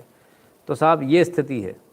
तो अब सिखों को इंटरनेशनल टेररिस्ट बनाने का एक पूरा एक षड्यंत्र चल रहा है। ये जो सिख हैं वो इंटरनेशनल टेररिस्ट हैं, ये बनाने का, उनको दुनिया के सामने ऐसा प्रस्तुत करने का एक षड्यंत्र चल रहा है। ब्रिटेन की महारानी एलिजाबेथ द्वितीय के महल में क्रिसमस के बाद एक अजीब घटना घटी। बताया जा रहा है कि वहाँ एक युवक को महारानी के महल विंडसर कैसल में हथियार लेकर घुसते देखा गया। बाद में इस युवक की गिरफ्तारी तो हो तो गई, लेकिन इसके पास से मिले हथियार ने सबको सदके में ला दिया। छानबीन के दौरान जो वीडियो सामने आया उसमें युवक भी आड़ी कमान लेकर महारानी के अमृतसर नरसिंहाजल के लिए धमकी दे रहा है। इस वीडियो में युवक ने हाथ में हथियार पकड़ा व अपनी आवाज़ एडिट करके महारानी को धमकी दी। अब अंदाज़ा लगाया जा सकता है धमकी देने वाला शख्स महल में घुसते वक्त पकड़ा गया युवक दोनों एक ही हैं। तो ये है साफ स्थिति। तो ऐसे ऐसे लोग हैं। 1919 का बदला इनको लेना है, जलियांवाला हत्याकांड का।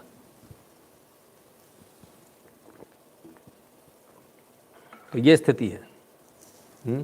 कमाल है। तो भाई जो पगड़ी वाले हैं आप ज़रा संभल लेना, क्योंकि हो सकता है आपको इंटरनेशनल टेररिस्ट बनाकर ही दम लें आपके लोग, आप ही के लोग हैं, है ना। तो इसको थोड़ा देख लीजिएगा। मैं आज पहले से बता रहा हूँ आपको, बाद में ना कहिएगा बताया नहीं था।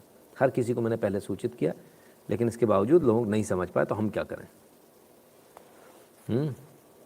महल हमारे बाप का है। सादिक खान जी, शाहिद खान जी, प्रॉब्लम वहाँ है जहाँ आपको यही नहीं पता कि आपका बाप कौन है। बताइए, आपने कहा महल हमारे बाप का है, पाकिस्तान का बाप हिंदुस्तान है, तो हमारा हुआ ना, आपका थोड़ी हुआ। आप तो नालायक बेटे हो। खैर चलिए और आगे चलते हैं। पंजाब इलेक्शन से संबंधित एक और खबर ले रहे हैं। पंजाब इलेक्शन 2022, पंजाब में 5 जनवरी को एक मंच पर एक साथ दिख सकते हैं पीएम मोदी और कैप्टन अमरिंदर सिंह। तो एक साथ दिखने की संभावना एक ही मंच पर।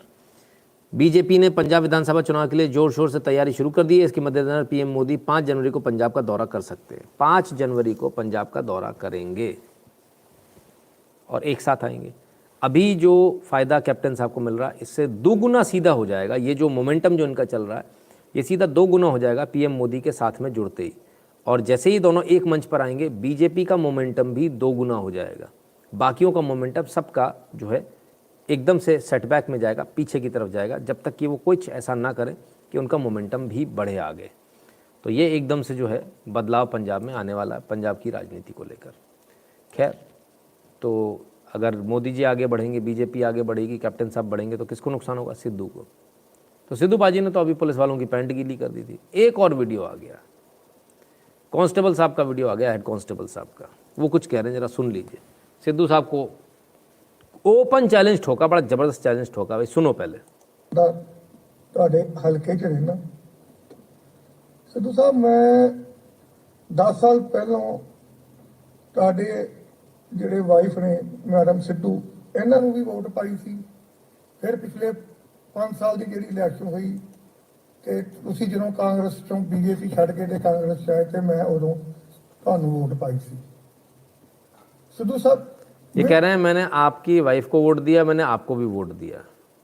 शक ਤੁਸੀਂ ਇਸ ਵੇਲੇ ਇੱਕ ਆਈਕਨ ਜੀ ਤੇ परमात्मा ਤੁਹਾਨੂੰ ਆਉਣ ਵਾਲੇ ਟਾਈਮ 'ਚ सीएम ਵੀ बनावे, मेरी भी एक ख्वाहिश है बाकी पंजाबियों वांगू। मतलब उनके सपोर्टर हैं बड़े वाले, कहते हैं कि मेरी ख्वाहिश है कि आप पंजाब के सीएम बने। बट सिद्धू साहब ਤੁਹਾਡੇ ਇੱਕ ਬਿਆਨ ਨੇ ਮੈਨੂੰ ਹਲਟ ਕੀਤਾ। ਤੁਸੀਂ ਕਿਹਾ ਵੀ ਆ ਗਾਰਡਨ ਵਰਗਾ ਬੰਦਾ ਖਲੋਤਾ ਤੇ ਇਹ ਥਾਣੇਦਾਰ ਦਾ ਪਿਸ਼ਾਬ ਪੈਂਟ ਗਿੱਲੀ ਕਰ ਦੇਵੇ ਖੰਗੂੜਾ ਮਾਰ ਕੇ। ਸਿੱਧੂ ਸਾਹਿਬ ਮੈਂ ਥਾਣੇਦਾਰ ਤੇ ਨਹੀਂ ਅਜੇ, ਮੈਂ ਹੈਡ ਕਾਂਸਟੇਬਲ ਹਾਂ। ਇਹ ਮੈਂ ਮੋਸ਼ਨ ਨੂੰ ਨਾ ਵੱਟ ਦੇ ਕੇ ਨਾ ਇੰਜ ਉਹ ਬੰਦਾ ਜਿਹੜਾ ਗਾਰਡਨ ਵਰਗਾ ਉਹਨੂੰ ਛੱਡੋ। ਮੈਂ ਤੁਹਾਨੂੰ ਚੈਲੰਜ ਕਰਦਾ ਕਿ ਤੁਸੀਂ ਮੈਨੂੰ ਦਾਬਾ ਮਾਰੋ ਤੇ ਜੇ ਮੇਰੇ ਮੱਥੇ ਤੇ ਪਸੀਨੇ ਦੀ ਬੂੰਦ ਵੀ ਆ ਜੇ ਤੁਹਾਡੀ ਜੁੱਤੀ 'ਚ ਪਾਣੀ ਪੀਊਂਗਾ ਮੈਂ। ਇਹ ਮੈਂ ਮੋਸ਼ਨ ਨੂੰ ਨਾ ਵੱਟ ਦੇ ਗਿਆ ਨਾ ਇੰਜ, ਉਹ ਬੰਦਾ ਜਿਹੜਾ ਗਾਟਰ ਵਰਗਾ ਉਹਨੂੰ ਛੱਡੋ। ਮੈਂ ਤੁਹਾਨੂੰ ਚੈਲੰਜ ਕਰਦਾ ਕਿ ਤੁਸੀਂ ਮੈਨੂੰ ਦਾਬਾ ਮਾਰੋ ਤੇ ਜੇ ਮੇਰੇ ਮੱਥੇ ਤੇ ਪਸੀਨੇ ਦੀ ਬੂੰਦ ਵੀ ਆ ਜੇ ਤੁਹਾਡੀ ਜੁੱਤੀ 'ਚ ਪਾਣੀ ਪੀਊਂਗਾ ਮੈਂ। सिद्धू साहब पंजाब पुलिस की बड़ी शान है। सिद्धू साहब को ओपन चैलेंज कर दिया भाई। कहते हैं कि सिद्धू साहब आपने कहा था फला फला आदमी पुलिस वाले को मारे तो उसकी पैंट गीली हो जाएगी। बोले वो तो उसको तो छोड़ो जो मारे, आप आ जाओ, आप ही मुझे एक मार के बता दो। पैंट गीली तो छोड़ो, अगर माथे पे पसीना भी आ गया तो आपकी जूती से पानी पीऊंगा, मतलब आपके जूतों में पानी भर के पीऊंगा। सिद्धू साहब ये चैलेंज तो आपको एक्सेप्ट कर लेना चाहिए। अफसोस इस बात का है सिद्धू साहब कि ये आदमी सामने जो बॉडी बिल्डर दिख रहा है, जो हेड कांस्टेबल है, अफसोस इस बात का है कि दावा मारना मेरे ख्याल से शायद झापड़ मारने को बोल रहे होंगे, जो भी बोल रहे होंगे, उसके सामने सिद्धू साहब अगर खड़े हो गए तो सिद्धू साहब पुलिस का पेशाब निकलेगा नहीं निकलेगा मुझे ये तो नहीं मालूम, लेकिन मुझे इतना यकीन है कि आपका पेशाब जरूर निकल जाएगा पजामे में। तो डायपर पहन कर जाना, क्योंकि गलती से हप भी कर दिया तो पीछे से भी कुछ निकल जाएगा। एडल्ट डायपर आते हैं, वो पहन कर जाना, नहीं हो तो पैसे हमसे ले लेना। बहुत सही, बहुत सही। पुलिस ने और वे भारत के किसी भी कोने में कोई भी व्यक्ति यदि कांग्रेस बीजेपी कोई सा भी नेता यदि इस प्रकार की बात करता अपनी फोर्सेस के लिए, उसको ऐसे ही जवाब दीजिए, मैं आप हर एक कांस्टेबल के साथ हूँ, हर एक जवान के साथ हूँ। हमारी सेनाओं को, हमारे जवानों को, हमारे पुलिस फोर्सेस को, हमारी उन फोर्सेस को जो हमारे लिए दिन रात खड़े रहते हैं, जो जीते हमारे लिए, मरते हमारे लिए हैं। यदि उनको इस प्रकार से अगर सम्मान नहीं दे सकते तो इस प्रकार से यदि उनके साथ अपमान उनका किया जाएगा तो मैं हर एक कांस्टेबल के साथ में हूँ, वो कोई भी नेता हो, किसी भी पार्टी का हो। ये नहीं कर सकते आप, जिससे गुरुओं के ज़माने से बहुत अंतर है। जी बिल्कुल टाइगर जी, आइए जी देखें जरा। ਇਹਨੂੰ ਨਾ ਰੋਲੋ ਮੇਰੇ ਵੀਰ ਭਰਾ, ਤੁਹਾਡੀ ਸਿਕਿਉਰਿਟੀ ਕਰਦੇ ਆ, ਤੁਹਾਨੂੰ ਵੀ ਪਤਾ, ਤੇ ਤੁਸੀਂ ਉਹਨਾਂ ਨੂੰ ਮਤਲਬ ਬਦਲੇ ਵਿੱਚ ਹੱਸ ਇਹ ਇੰਜ ਕਹਿ ਰਹੇ ਜੀ। ਨਹੀਂ ਸਿੱਧੂ ਸਾਹਿਬ, ਨਹੀਂ, ਤੁਹਾਨੂੰ ਸ਼ੋਭਾ ਨਹੀਂ ਦਿੰਦਾ। ਸਿੱਧੂ ਸਾਹਿਬ ਮੈਂ ਤੁਹਾਡੇ ਮੁਕਾਬਲੇ ਇਸ ਵੇਲੇ ਵੀਕ ਹਾਂ। ਵੀਕ मतलब कि पावर के तौर पर वीक हाँ, बाकी जान मेरे च भी बहुत आ, मैं पावर के तौर पर वीक हाँ क्योंकि तुहाडे कोल इस वेले पावर आ, बट मैं तो साहब सिद्धू साहब की लंका लगा दी कांस्टेबल साहब ने, हेड कांस्टेबल साहब ने लंका लगा दी तरीके से, जवाब दे दिया और बहुत अच्छा जवाब दिया, बहुत सही किया, बहुत सही किया। देश की सेनाओं को, देश के जवानों को, देश के सिक्योरिटी फोर्सेस को यदि कोई व्यक्ति इस प्रकार से बदनाम करने की कोशिश करेगा, क्या हमारी सिक्योरिटी फोर्सेस ऐसी हैं कि कोई झापड़ मारेगा और उसके पेशाब निकल जाएगा? या हमारी पुलिस को ऐसा समझ रखा है क्या? तो फिर अभी तक आपको कोई ढंग का आदमी पल्ले नहीं पड़ा। जिस दिन पड़ जाएगा उस दिन अच्छे अच्छे का पेशाब निकल जाता है। साहब ये खाकी वर्दी है, ऐसी नहीं मिल जाती, ठीक है ना? थोड़ा सा समझ लें। चलिए अब आगे देखते हैं तो क्या क्या लोग करते हैं हमारे लिए, इनसे मिलिए। अमरिंदर सिंह कहते हैं, Guruji issue is Punjab news media will downplay the whole news related to Khalistani and Sidhu, make all of them victim and hide the news. Amarinder Singh ji अब इसका क्या कर सकते हैं? वही इसका मतलब तो यही कि फिर हम ही सच दिखा सकते हैं। खैर, तो साहब ये कोई सज्जन आए हैं, बड़ी माला वाला पहने हुए नोटों की, बड़ा गजब स्वागत हो रहा। कौन है? कुलदीप सिंह कठुआ, 29 साल बाद वापस आए। 29 साल पाकिस्तान की जेल में रहे। कहते हैं, had lost my way while working at the border, whosoever arrested in Pak they consider them as spies, same happened with me, returning home is no less than taking a second birth। कहते जी रास्ता भूल गया था गलती से, शाम को आ रहा था, रास्ता भूल गया, दूसरे रास्ते से आ गया, पाकिस्तान से होता हुआ रास्ता रहा तो पाकिस्तानियों ने पकड़ लिया, हमको हिंदुस्तानी जासूस बताकर जेल में डाल दिया। और साहब 29 साल तक जेल में रहे, अब जाकर छूट कर आए हैं इस सरकार में। 29 साल सोचिए, 29 साल से मोदी सरकार नहीं है साहब, मोदी सरकार सिर्फ अभी 7 साल से है। 29 साल से जेल में रहे। बड़ी सरकारें आई साहब बीच में, बड़े बड़े लोगों की सरकारें आई, किसी ने इनको छुड़ाने की सुध नहीं ली। बहरहाल भगवान का शुक्र है कि ये वापस आ गए, अपने घर आ गए, कुलदीप सिंह जी कठुआ वाले। तो ये भी हो रहा है। तो सिर्फ अपन वहाँ से नहीं ला रहे, सिर्फ जर्मनी यूके इधर से नहीं ला रहे, अपन पाकिस्तान से भी अपने लोगों को वापस ला रहे हैं। अच्छा, तो किसको लिया? वो यूके से मियाऊ मियाऊ को। मियाऊ मियाऊ मैंने आपसे कहा ना, मियाऊ मियाऊ थोड़ा सा ध्यान रखना, मियाऊ मियाऊ बड़ा काम की चीज़। मियाऊ मियाऊ आज और आया, एक बार और न्यूज़ में आ रहा है मियाऊ मियाऊ। कब आ रहा है? आदित्य ठाकरे को देखते ही बीजेपी एमएलए ने किया मियाऊ, अब शिवसेना के नीतीश राणे पर कार्रवाई की मांग। अरे भैया बताइए, शिवसेना विधायक सुहास कांदे ने आरोप लगाया कि पिछले हफ्ते राणे जब विधान भवन परिसर में बैठे थे तब उन्होंने भवन के भीतर जा रहे ठाकरे को देखकर मियाऊ मियाऊ की आवाज़ निकाली थी। अरे ये मियाऊ मियाऊ की आवाज़ निकाल दी, बताओ। आज तो शक्ल भी पेंगुइन जैसी लग रही है एकदम। खैर, आज बड़ा दर्द हो रहा है, मियाऊ मियाऊ की आवाज़ निकाल दी। तो कल तक तो कुछ नहीं था। जब प्रधानमंत्री मोदी की एक्टिंग उतारी जा रही थी सदन के अंदर, तब कोई कुछ बोलने को तैयार नहीं था। अब म्याऊ म्याऊ की आवाज़ निकाल दी तो बड़ी आफत है। चलो खैर, पहले देख लें वीडियो, क्या हुआ, किसने म्याऊ म्याऊ की आवाज़ निकाली। ये सारे लोग बैठे हुए हैं, धरना दे रहे हैं, यहाँ से अंदर जाने वाले लोग जा रहे हैं, कुछ लोग जा रहे हैं, कुछ लोग आ रहे हैं। तब क्या होता है, सुनिए जरा।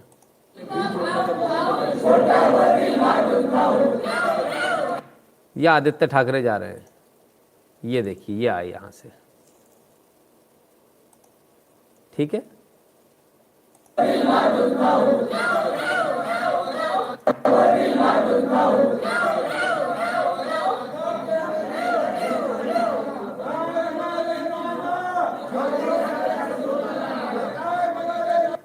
म्याऊ म्याऊ बोल दिया तो गुस्सा हो गए। अरे क्या मालूम कि आपको देख के ही म्याऊ बोला। अच्छा, मतलब उनको ये मालूम है कि उन्हीं को देखकर म्याऊ बोला जा सकता है।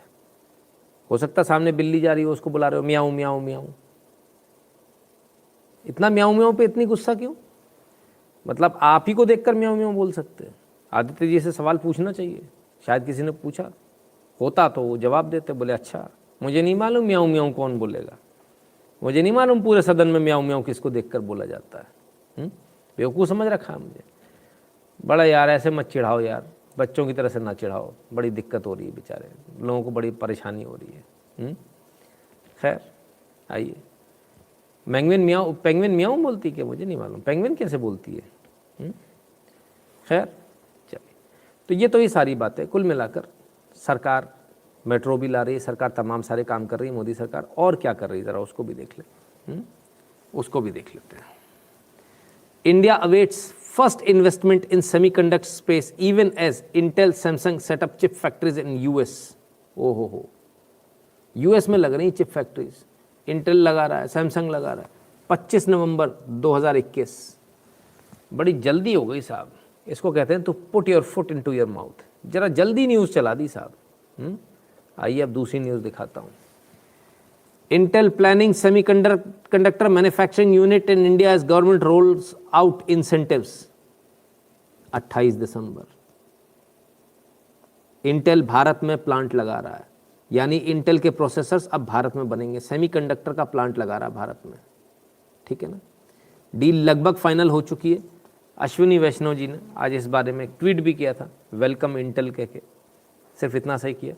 तो सेमीकंडक्टर जैसे बड़े प्लांट जिसके बारे में हम बात कर रहे थे, अब उसमें जो दिग्गज कंपनी है इंटेल और भी बहुत सारी कंपनियां, वो सब भारत आ रही है, चाहे वो सैमसंग हो, चाहे इंटेल हो, चाहे और कोई हो। तो ये तमाम सारी चीज़ें क्यों ऐसा हुआ और क्या क्या इसके पीछे हुआ, ज़रा उसको भी देख लें, उसको समझ लीजिए आप, आपके लिए बहुत इजी हो जाएगा इस पूरे बैकड्रॉप। चोर की दाढ़ी में तिनका, म्याऊ म्याऊ, अच्छा तब क्या होता है, रणधीर ठाकुर जी हैं, रणधीर इंटेल के हैं, ये इंटेल में काम करते हैं। कौन है इंटेल में भाई, अगर इन्होंने लिखा हो, सीनियर वाइस प्रेसिडेंट है SVP इंटेल फाउंड्री सर्विसेज। अब देखिए 562 फॉलोअर हैं, आप लोग कहते हो फॉलोअर नहीं है, अनवेरीफाइड है ये भी। इंटेल के सीनियर वाइस प्रेसिडेंट हैं, अरबों रुपए का पैकेज होगा, है ना, घबराया मत करो, इसलिए आप लोग भी वही हो। Congrats to GOI MeitY Ashwini Vaishnaw Rajeev GOI for semiconductor design and manufacturing incentives for India as hub for electronic and semiconductors. Glad to see a plan laid out for all aspects of supply chain, talent, design, manufacturing, test, packaging and logistics. तो इन्होंने जब ये किया तब अश्विनी वैष्णव जी ने बाकायदा tweet किया, Intel welcome to India, Bharat में स्वागत है, भारत में आइए।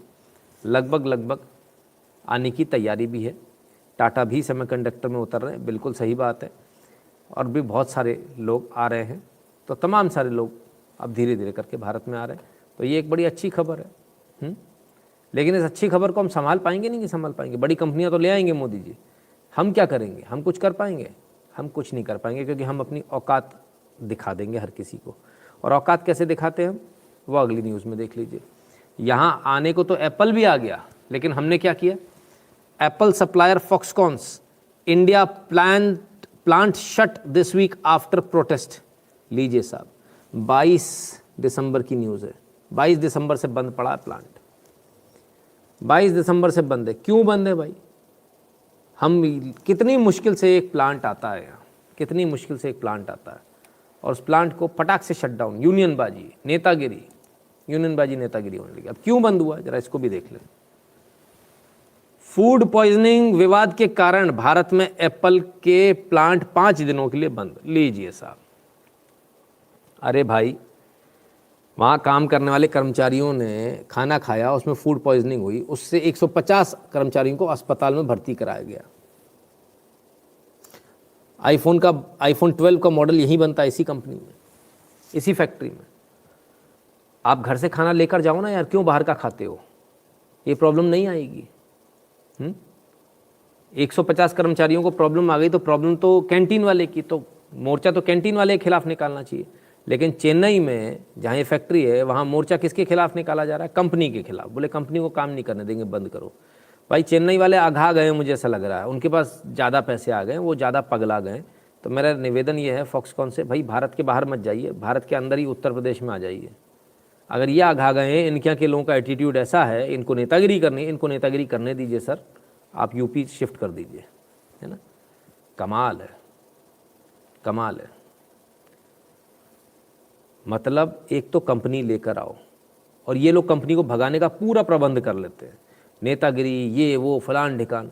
अगर आप ऐसे करोगे, कोई नहीं आएगा भारत में प्लांट लगाने। फिर इंटेल, अगर फॉक्सकॉन प्रॉब्लम होगी तो इंटेल नहीं आएगी, इंटेल को प्रॉब्लम होगी तो और बाकी कंपनियां नहीं आएंगी। फूड पॉइजनिंग है, घर से खाना लाओ ना यार, ठेका थोड़ी लिया आपका। मैं तो कहता हूँ फॉक्सकॉन को खाना बंद कर देना चाहिए, अपना घर से डब्बा लेकर आओ भाई, जियो चाहे मरो, हमें मतलब नहीं है। और कैंटीन टोटली बंद कर देनी चाहिए, टॉफ़ी भी नहीं मिलेगी, रट्टा ही ख़त्म। क्या करें और कैसे करें? कमाल की बात है। ये स्थिति है, जहाँ रोज़गार मिला हुआ है वहाँ लोग गर्रा रहे हैं, उन्हें खाना भी हराम में चाहिए, और उसमें 5 स्टार का खाना भी चाहिए, नहीं तो कंपनी बंद करा देंगे। और वही कम्युनिस्ट यहाँ जाते हैं, कहते बेरोज़गारी हटाओ, देश बचाओ। बेरोज़गारी हटाइए, सिर्फ चरसी नशेड़ियों को रोज़गार नहीं मिल रहा भाई साहब, बाकी सबके पास रोज़गार है। कल फ़ोटो खींच के डाल दूंगा, हर दुकान पर लिखा हुआ काम करने वाले लड़कों की आवश्यकता है, लेकिन निठल्ले नाकारे निकम्मे आपके जैसे काम नहीं करना चाहते। उन्हें सीधे 10 लाख रुपए की तनख्वाह चाहिए, वो कोई नहीं मिलती, है ना। सीधे प्रधानमंत्री बनना है, बिना पार्षद बने हुए, बिना विधायक बने, बिना MP बने। Close canteen, no more canteen in factories, यही होना चाहिए सर, बिल्कुल यही होना चाहिए। कम्युनिस्ट की चाल है, बिल्कुल ये पूरा इसके पीछे कम्युनिस्ट एजेंडा है। कम्युनिस्ट ये चाहते हैं देश बदनाम हो, देश में लोग ना आए। तो खैर ये है, कंपनियां बाहर से आ रही हैं, सेमीकंडक्टर कंपनियां आ रही हैं, जो ऑलरेडी एग्जिस्टिंग कंपनी, उनको भगाने का प्रबंध हो रहा है।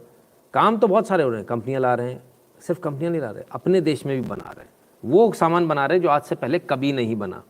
DRDO hands over technology of extreme cold clothing system to 5 Indian firms. The army till recently has been importing extreme cold weather clothing and several special clothing and mountaineering equipment items for the troops deployed in high altitude region. यानी जो high altitude reason यानी जिसे आप सियाचिन बोलते हो, वहाँ पर जो कपड़े पहने जाते हैं वो जो एक्सट्रीम कोल्ड वेदर के लिए जो कपड़े हैं वो भारत में नहीं बनते थे। अब तक हम बाहर से इंपोर्ट कर रहे थे, लेकिन अब नहीं करना पड़ेगा क्योंकि DRDO ने ये बना लिया है, कपड़ा भी बना लिया है, सूट भी बना लिया और इसकी टेक्नोलॉजी भी 5 भारतीय कंपनियों को दे दी है। 5 भारतीय कंपनियों को इसकी टेक्नोलॉजी दे दी गई है। What degree is aimed at, भाई ऑब्वियसली एक्सट्रीम कोल्ड लिखा है तो डेफिनेटली अच्छा खासा माइनस डिग्री में होगा, लेकिन फ़िलहाल इसकी जानकारी यहाँ नहीं दी है इन्होंने कि +15 to -50 डिग्री सेल्सियस, 3 लेयर है इसमें, -50 डिग्री तक, +15 से -50 डिग्री सेल्सियस तक एक काम करेगा। राइट, ठीक है। तो ठीक है, देश के अंदर भी बन रहा है, देश के अंदर सेमीकंडक्टर भी बन रहा है, क्लोथिंग भी बन रही है, अपनी खुद की बनाई हुई बन रही है, हमारी कंपनियों से बन रही है, कोई दिक्कत तो नहीं, सब सही चल रहा है। आपका वोट वसूल हो रहा है, आप जो गए थे आपका पैसा वसूल हो रहा है, ठीक है। और आइए, और भी कुछ हो रहा है।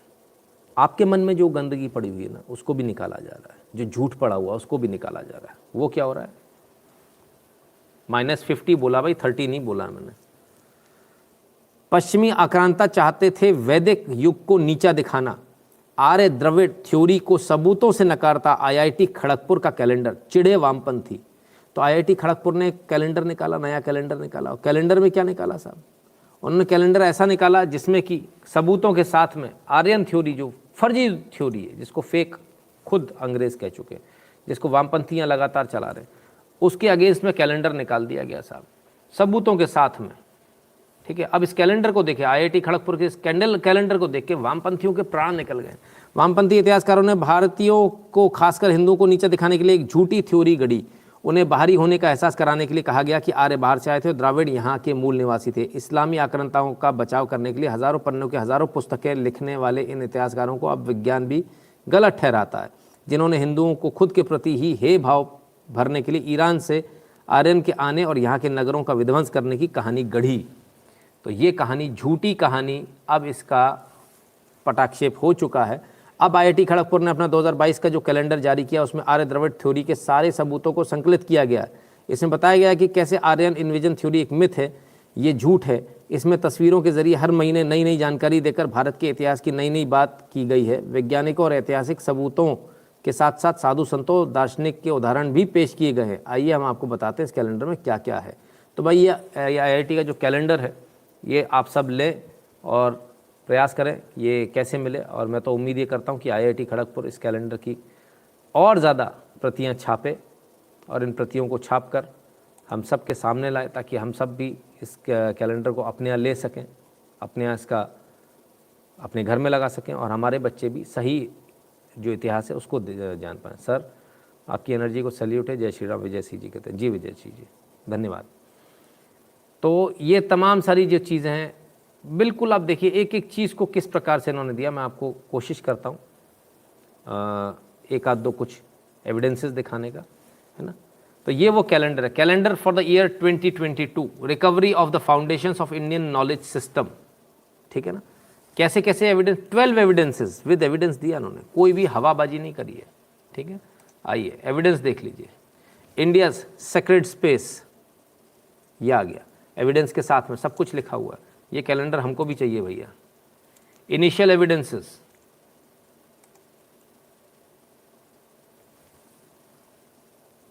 साइक्लिक टाइम एंड रीइंकारनेशन, ये तमाम सारी चीज़ें इन्होंने, तमाम सारे, हर एक उस पर कुछ ना कुछ दिया हुआ है।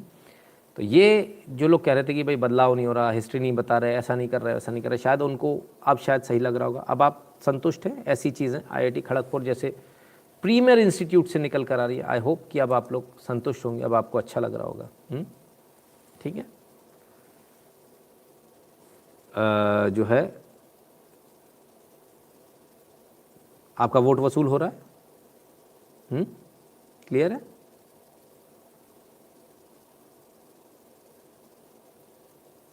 बहुत बड़ा थप्पड़ पड़ा उन लोगों को। जी बिल्कुल, बहुत बड़ा पड़ा।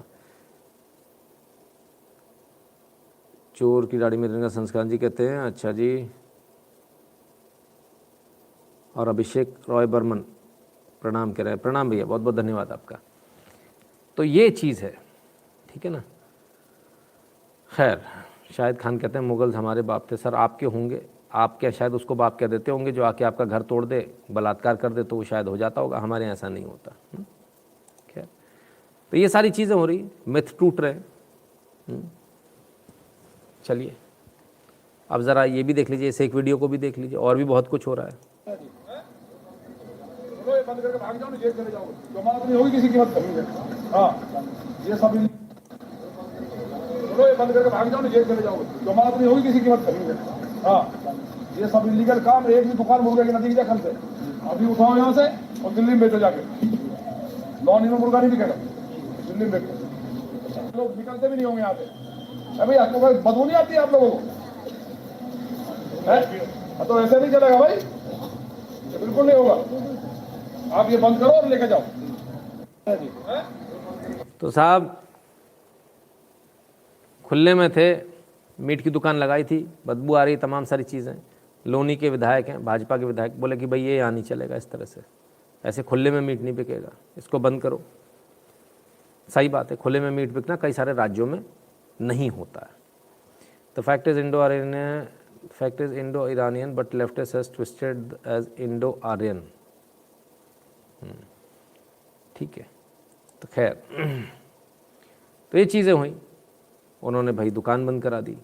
बहुत सारे लोग कहेंगे दुकान सही बंद कराई, गलत बंद कराई, वो अपने आप में एक वो चीज़ है ना। लेकिन उससे बड़ी बात, उससे भी बड़ी बात है, और वो बात क्या, भारत में तो दुकान ही बंद हो रही है, फ्रांस में चले जाओ तो पूरी दुकान बंद हो रही है। France closes mosque after unacceptable preaching. France ने एक और 28 दिसंबर 2021, पुरानी न्यूज़ नहीं, नई है, और एक और बड़ी मस्जिद को बंद कर दिया। The mosque in Biovias, a town of 50,000 people, some 100 kilometers, 62 miles north of Paris, will remain shut for 6 months, according to prefecture of Oise region where Biovias Vice is located. तो फ्रांस में एक और जो है मस्जिद को बंद कर दिया गया। ये कह दिया गया भाई France is ordered closure of mosque in north country और because of radical nature of its imams preaching. इमाम जो उनके थे वो रेडिकलाइज थे। It said that sermons there incite hatred, violence and defend jihad.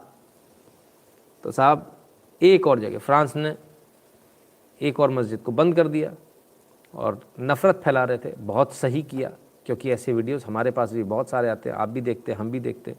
तो ये वक्त की मांग थी, फ्रांस ने कम से कम ये करके दिखाया। बाकी देश कम से कम कुछ और ना करें, इसको फॉलो ही कर लें तो ही गंगा नहा लेंगे, क्योंकि बाकियों को तो जीने का अधिकार ही ख़त्म हो गया ऐसा लग रहा है। ये स्थिति है साहब। खैर, भारत में क्या हो रहा है, वहाँ तो जो चल रहा है सो चल रहा है, मस्जिद बड़ी बड़ी ऊंची ऊंची। लेकिन भारत में कुछ ऊंची चीज़ है, पिरामिड्स, उसको ध्वस्त कर दिया सरकार ने। कैसे कर दिया उसको देख लें। Centre bans pyramid scheme for selling industry to protect consumers. तो जो इंडस्ट्री बनाई थी पिरामिड वाली, कौन सी, वो जो ब्लॉक चेन जो बनती थी ना, टपरवेयर, एमवे, ऑरिफ्लेम, इन सब को बंद कर दिया गया है। ठीक है ना। will now also be liable for grievances arising out of the sale of goods or services by its direct sellers। ठीक है ना। तो ये सेलर्स को, कंज्यूमर्स को बचाने के लिए किया गया है, और ये बहुत अच्छा कदम है, क्योंकि अक्सर होता था कि भाई इसमें बहुत बड़े बड़े वादे किए जाते थे। हर आदमी को बताया जाता तुम कार खरीद लोगे, तुम ये हो जाएगा, तुम्हारा फलान हो जाएगा, तुम्हारा ढिकान हो जाएगा, ये स्कीम ले लो। और अब उसमें सबको नुकसान ही होता था। बहुत कम होते थे जो पैसे कमा पाते थे, सबके पैसे फंस जाते थे। लेकिन अब नया रूल आ गया है, ठीक है ना, और 90 दिन में इनको इससे कंप्लाई करना है। Consumer protection direct selling rules 2021 आ चुका है ना। अब ये जो चीज़ है, जैपनीज़ बैड, MLM, हाँ MLM, you're right, multi level marketing, उन सब के ऊपर शिकंजा कस दिया गया। जो अंधेर चल रहा था, अंधेर सभी जगह धीरे धीरे बंद किया जा रहा है। तो ये भी एक अच्छी बात है। I lost about 50,000 in such scheme. बिल्कुल सर, बिल्कुल, हमने भी बहुत गंवाए पैसे। मैंने तो 1 रुपया नहीं गंवाया। पिताजी ने एक बार रिश्ते के चक्कर में दे दिया भैया कि रिश्तेदारी ये दे दो, मैं तो मना किया था मत दो, लेकिन फिर भी दे दिए, गए पैसे, वो डूब गए। खैर, तो ये हो रहा है, पैसे बचा रही है सरकार आपकी, केंद्र सरकार आपके पैसे बचा रही है। तो और बाकी लोग क्या कर रहे हैं? बाकी भी तो आपके पैसे बचा रहे होंगे। हाँ, मैंने आपको हाथ में दिए थे 2.5 करोड़ रुपए, अरे मार डाला। मैं ठेली वालों से 5-5 हज़ार रुपये खाऊंगी क्या? लो बताओ। निलंबित सभापति और कांग्रेस नेता का कथित ऑडियो वायरल, ठेले वालों से भी उगाही का जिक्र। ठेले वालों से उगाही करके 5-5, 10-10 हज़ार रुपये उगाही करके सभापति को दिए जाते थे। कमाल हो गया, 2.5 करोड़ रुपए हाथ में दिए थे।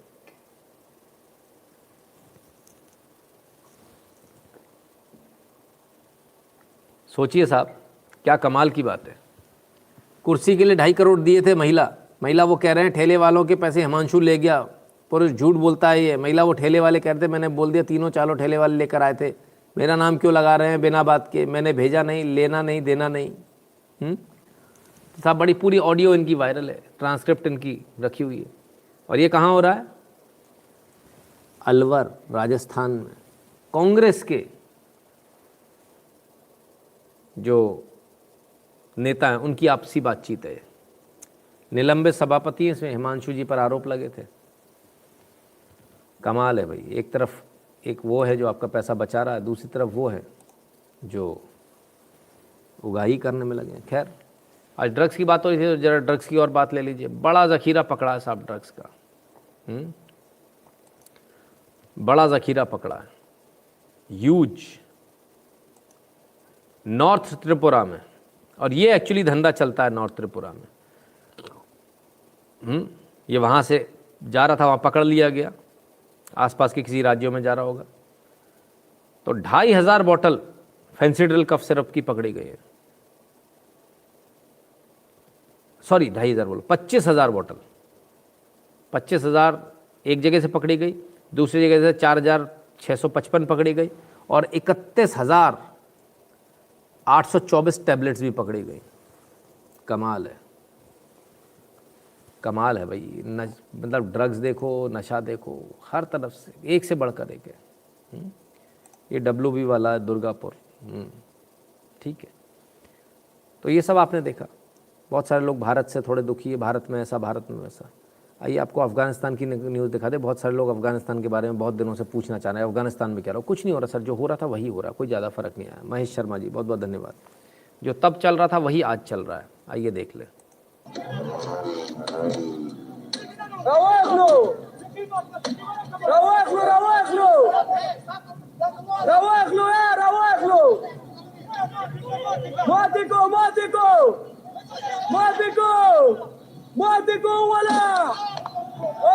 आदमी का भी सिर काटते हैं, पुतले का भी सिर काट दिया। लो भाई, अल्लाहू अकबर, मुआतिको वाला, अल्लाहू अकबर, मुआतिको वाला, अल्लाहू अकबर, अल्लाहू अकबर, अल्लाहू अकबर,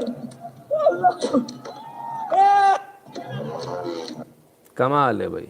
यहाँ वही चल रहा है जो तब चल रहा था, अभी भी वही चल रहा है, कोई फ़र्क नहीं है।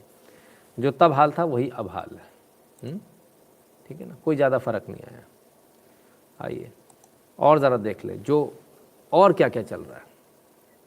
अफ़गान सिक्योरिटी फोर्सेस के जो लोग थे, लेफ्टिनेंट कर्नल रहमतुल्लाह कादरी, उनको पकड़ लिया, पकड़ में आ गए अब तालिबानियों के। और अब उनको किस तरह से पीटा जा रहा है, किस तरह से उन्हें बेइज्जत किया जा रहा है, ज़रा ये देखें।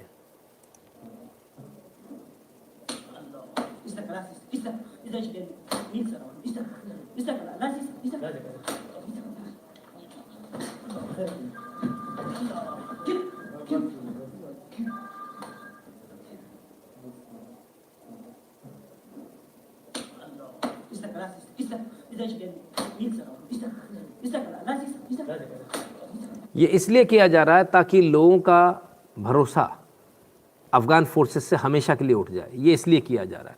आप देखिए, यही चीज़ यदि फोर्सेस करती, अफ़गान फोर्सेस करती तालिबानियों के साथ, तो अब तक पूरा ह्यूमन राइट्स और सारे लोग निकल आए होते कि नहीं ये तो गलत है, ये तो ऐसा नहीं होना चाहिए।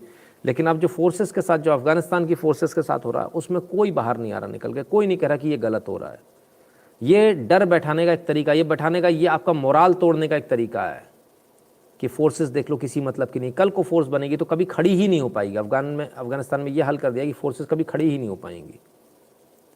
अफगानिस्तान को उस जगह पर लाकर खड़ा कर दिया कि पश्तून वर्सेस ऑल की लड़ाई रहेगी। अब ये स्थिति है। तो भविष्य आने वाला अफगानिस्तान का कोई अच्छा नहीं। अफगानिस्तान ने दुरंड लाइन को मानने से ही मना कर दिया, पूरी फेंसिंग वहाँ से निकाल ली है और ओपन लाइन कर दी है। बोले कि ये हमारा जो उस तरफ का है वो भी हमारा है, जो पाकिस्तान का वो भी हमारा है। तो ये है साहब, अब पाकिस्तान को इसकी कीमत ज़्यादा चुकानी पड़ेगी। खिड़कियाँ कभी कभी बड़ी नुकसानदायक हो जाती हैं, और कैसे नुकसानदायक हो जाती हैं ज़रा इसको मैं आपको एक बताता हूँ। एक कल की एक खबर है। Justin, Russia's ultra nationalist writer and journalist Igor Prosvirin found dead in Moscow, Russian media reporting. तो fell out of his window of the house on, कैसे कैसे नाम है, टिवर्स्कोय, ही वॉज 35, 35 साल के थे। विंडो से गिर के इनकी मृत्यु हो गई। बड़े पत्रकार थे, अल्ट्रा नेशनलिस्ट थे, विंडो से गिरने के इनकी मृत्यु हो गई। और ये कोई पहले व्यक्ति नहीं है ना, और भी हैं। इससे पहले भी एक और थे, उनका भी यही हाल हुआ था, वो भी इसी प्रकार से जो है विंडो से गिर के उनकी मृत्यु हो गई थी। तो सॉरी, डॉक्टर थे, डॉक्टर भी ऐसे ही गिर के उनकी भी मृत्यु हुई थी। तो ये अपने आप में बड़ा एक अचरज की बात हो रही है कि भाई ऐसा कैसे हो रहा है। हालांकि ये 2020 की न्यूज़ है, ठीक है ना। 3 Russian doctors fall from hospital Windows raising questions एमिड corona virus pandemic. तो बड़ी विंडोज़ जो लगा रखी है, वो विंडोज़ को लेकर लोग मजाक बना रहे हैं। कुछ लोग का कहना है कि ये साजिश है। बहरहाल साजिश है क्या है ये तो आने वाला वक्त बताएगा, कभी सामने आ भी पाएगी कि नहीं। देश भेज दिया, आप चैटते रहे, डोंट फॉरगिव यू। हाँ,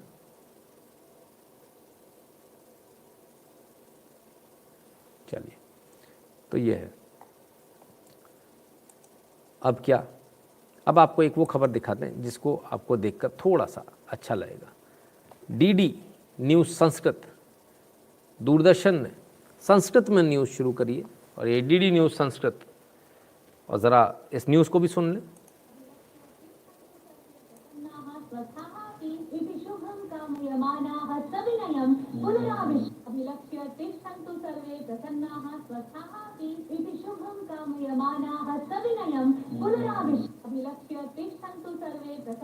तो संस्कृत में ये न्यूज़ आती है,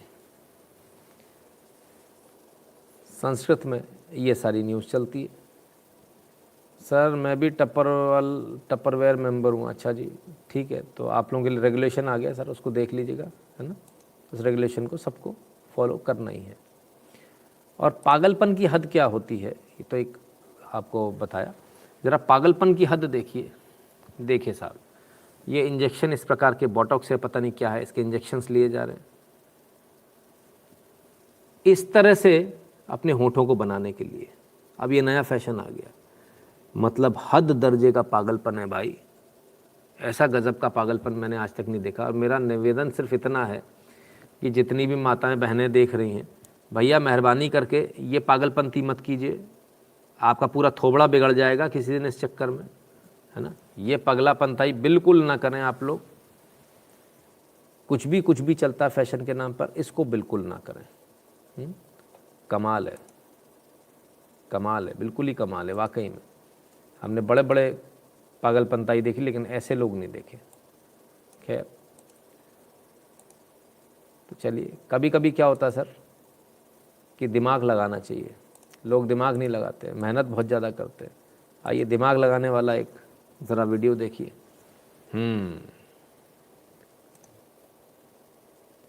साइकिलिंग कर रहे हैं, सबसे पीछे है साइकिलिंग में। अचानक इनका दिमाग चलता है, बोले यार इससे तो ऐसे ज़्यादा स्पीड से जाया जा सकता। और अब आप कमाल देखिए, ये लीजिए साहब, वाकई में सबसे आगे निकल गए बिना पैडल मारे हुए।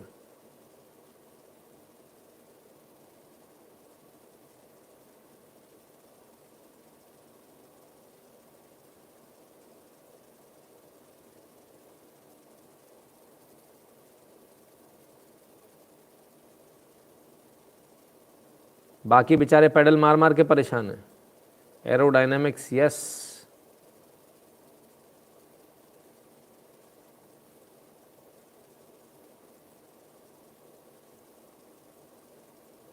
और वो भाई साहब आगे जो पायलट चल रहे हैं उनको अंदाज़ा नहीं कि अभी कोई उनको पिछाड़ देने वाला है, शॉक्ड रह गए। अब ये भी लगे हैं, ये स्कूटी पे ही हो लिए भैया।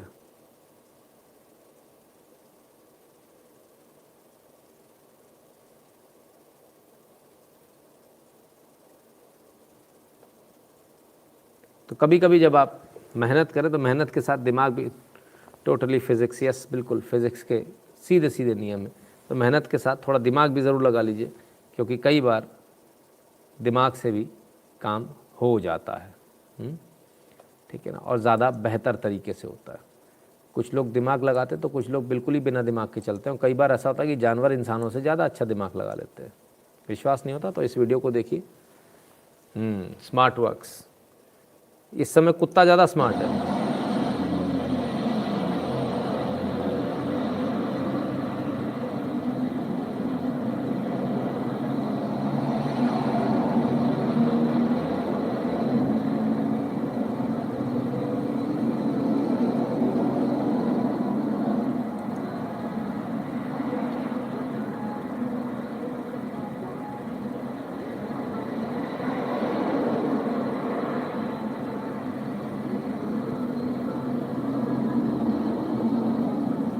अब ग्रीन हुआ, लीजिए ग्रीन होते ही, ग्रीन होने पे गया। वो मैडम से तो एक कुत्ता ज़्यादा समझदार निकला Brincadeira, o cachorro atravessa só quando fecha. कि ग्रीन सिग्नल होने के बाद निकला। मैडम को इंसान कभी कभी जल्दीबाजी में जानवरों से भी गए बीते हो जाते हैं। बड़े कमाल की बात है। आइए आज एक म्यूज़िक सुनाते हैं आपको। इस म्यूज़िक को सुनिए। देवा भाई, और इसका नाम संतार, संतार। ओके, कब से बजा रहे हैं आप? बचपन से। बचपन से। और आपके बच्चे लोग सीखे हैं ये? एक लड़का सिखाया। अच्छा,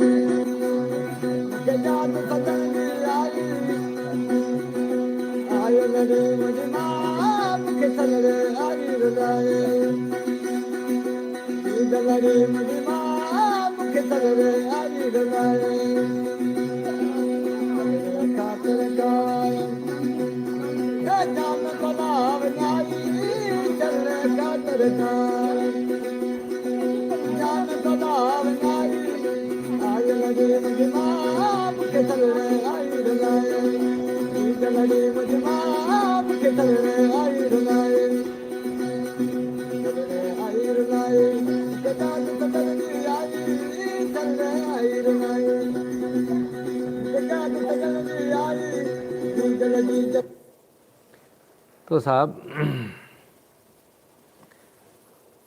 हर गांव में हर जगह ऐसे लोग मौजूद हैं। कालो डूंगर, देवा भाई कालो डूंगर कच्छ का ये बताया जाता है वीडियो है। किसी ने लिखा राजस्थान का नहीं सर, कच्छ का बताया जा रहा है, राजस्थान का नहीं बताया जा रहा है। ये सिंधी कल्चर है। साकिब खान जी, कौन सा कल्चर है मालूम नहीं, ठीक है ना। तो बहरहाल ये तमाम सारी चीज़ें। आपको हमारा आज का वीडियो कैसा लगा हमें कमेंट बॉक्स में ज़रूर बताइएगा। और 8770720196 पर गूगल पे, पेटीएम, फ़ोनपे के माध्यम से सपोर्ट करना, कंट्रीब्यूट करना ना भूलिएगा। भीम यूपीआई एड्रेस है nshukla@UPI। भारत के बाहर जो लोग हैं उनके लिए दो ऑप्शन है, patreon.com/नितिन शुक्ला और paypal.me/नितिन शुक्ला GWL। और तमाम सारी बाकी जो जानकारी है वो आपको डिस्क्रिप्शन में मिल जाएगी। गूगल फॉर्म्स समेत तमाम सारी जानकारी आपको यहाँ मिल जाएगी। बहुत सारे लोगों ने बोला था आज आप बहुत टायर्ड लग रहे हैं, आज आप बहुत ऐसे लग रहे हैं, बहुत वैसे लग रहे हैं। तो आज कोई मेरा बहुत करीबी इस दुनिया में नहीं रहा और इस वजह से आपको ऐसा महसूस हुआ होगा। शुरुआत में आपको ऐसा लगा होगा, लेकिन काम अपनी जगह, देश का काम अपनी जगह है, वो उसी प्रकार से चलता रहता है। तो मेरे भतीजे जो बहुत करीब थे मेरे, वो इस दुनिया में आज नहीं रहे। इसलिए कुछ लोगों ने पूछा कि टायर्ड लग रहे, नहीं टायर्ड नहीं है, कारण कुछ और था, लेकिन काम अपनी जगह चलता है। वो काम इसी प्रकार से आगे भविष्य में भी ऐसे ही चलता रहेगा। भविष्य में, इससे पूर्व में भी ऐसी कई बार घटनाएं हुई हैं, लेकिन कभी हम उसका जिक्र नहीं करते। आज कुछ लोगों ने लिखा, फेसबुक पर भी पोस्ट थी, तो कुछ लोगों ने वहाँ से भी देखा होगा।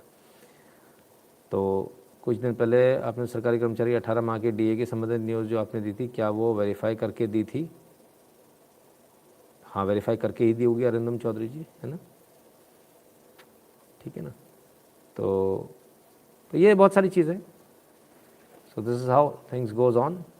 और आप सब इसी प्रकार जुड़े रहिएगा। कल फिर मिलते हैं बहुत सारी न्यूज़, बहुत सारे एनालिसिस के साथ। बहुत बहुत धन्यवाद। कल आप सबसे मुलाकात होगी। अपना ख्याल रखिएगा।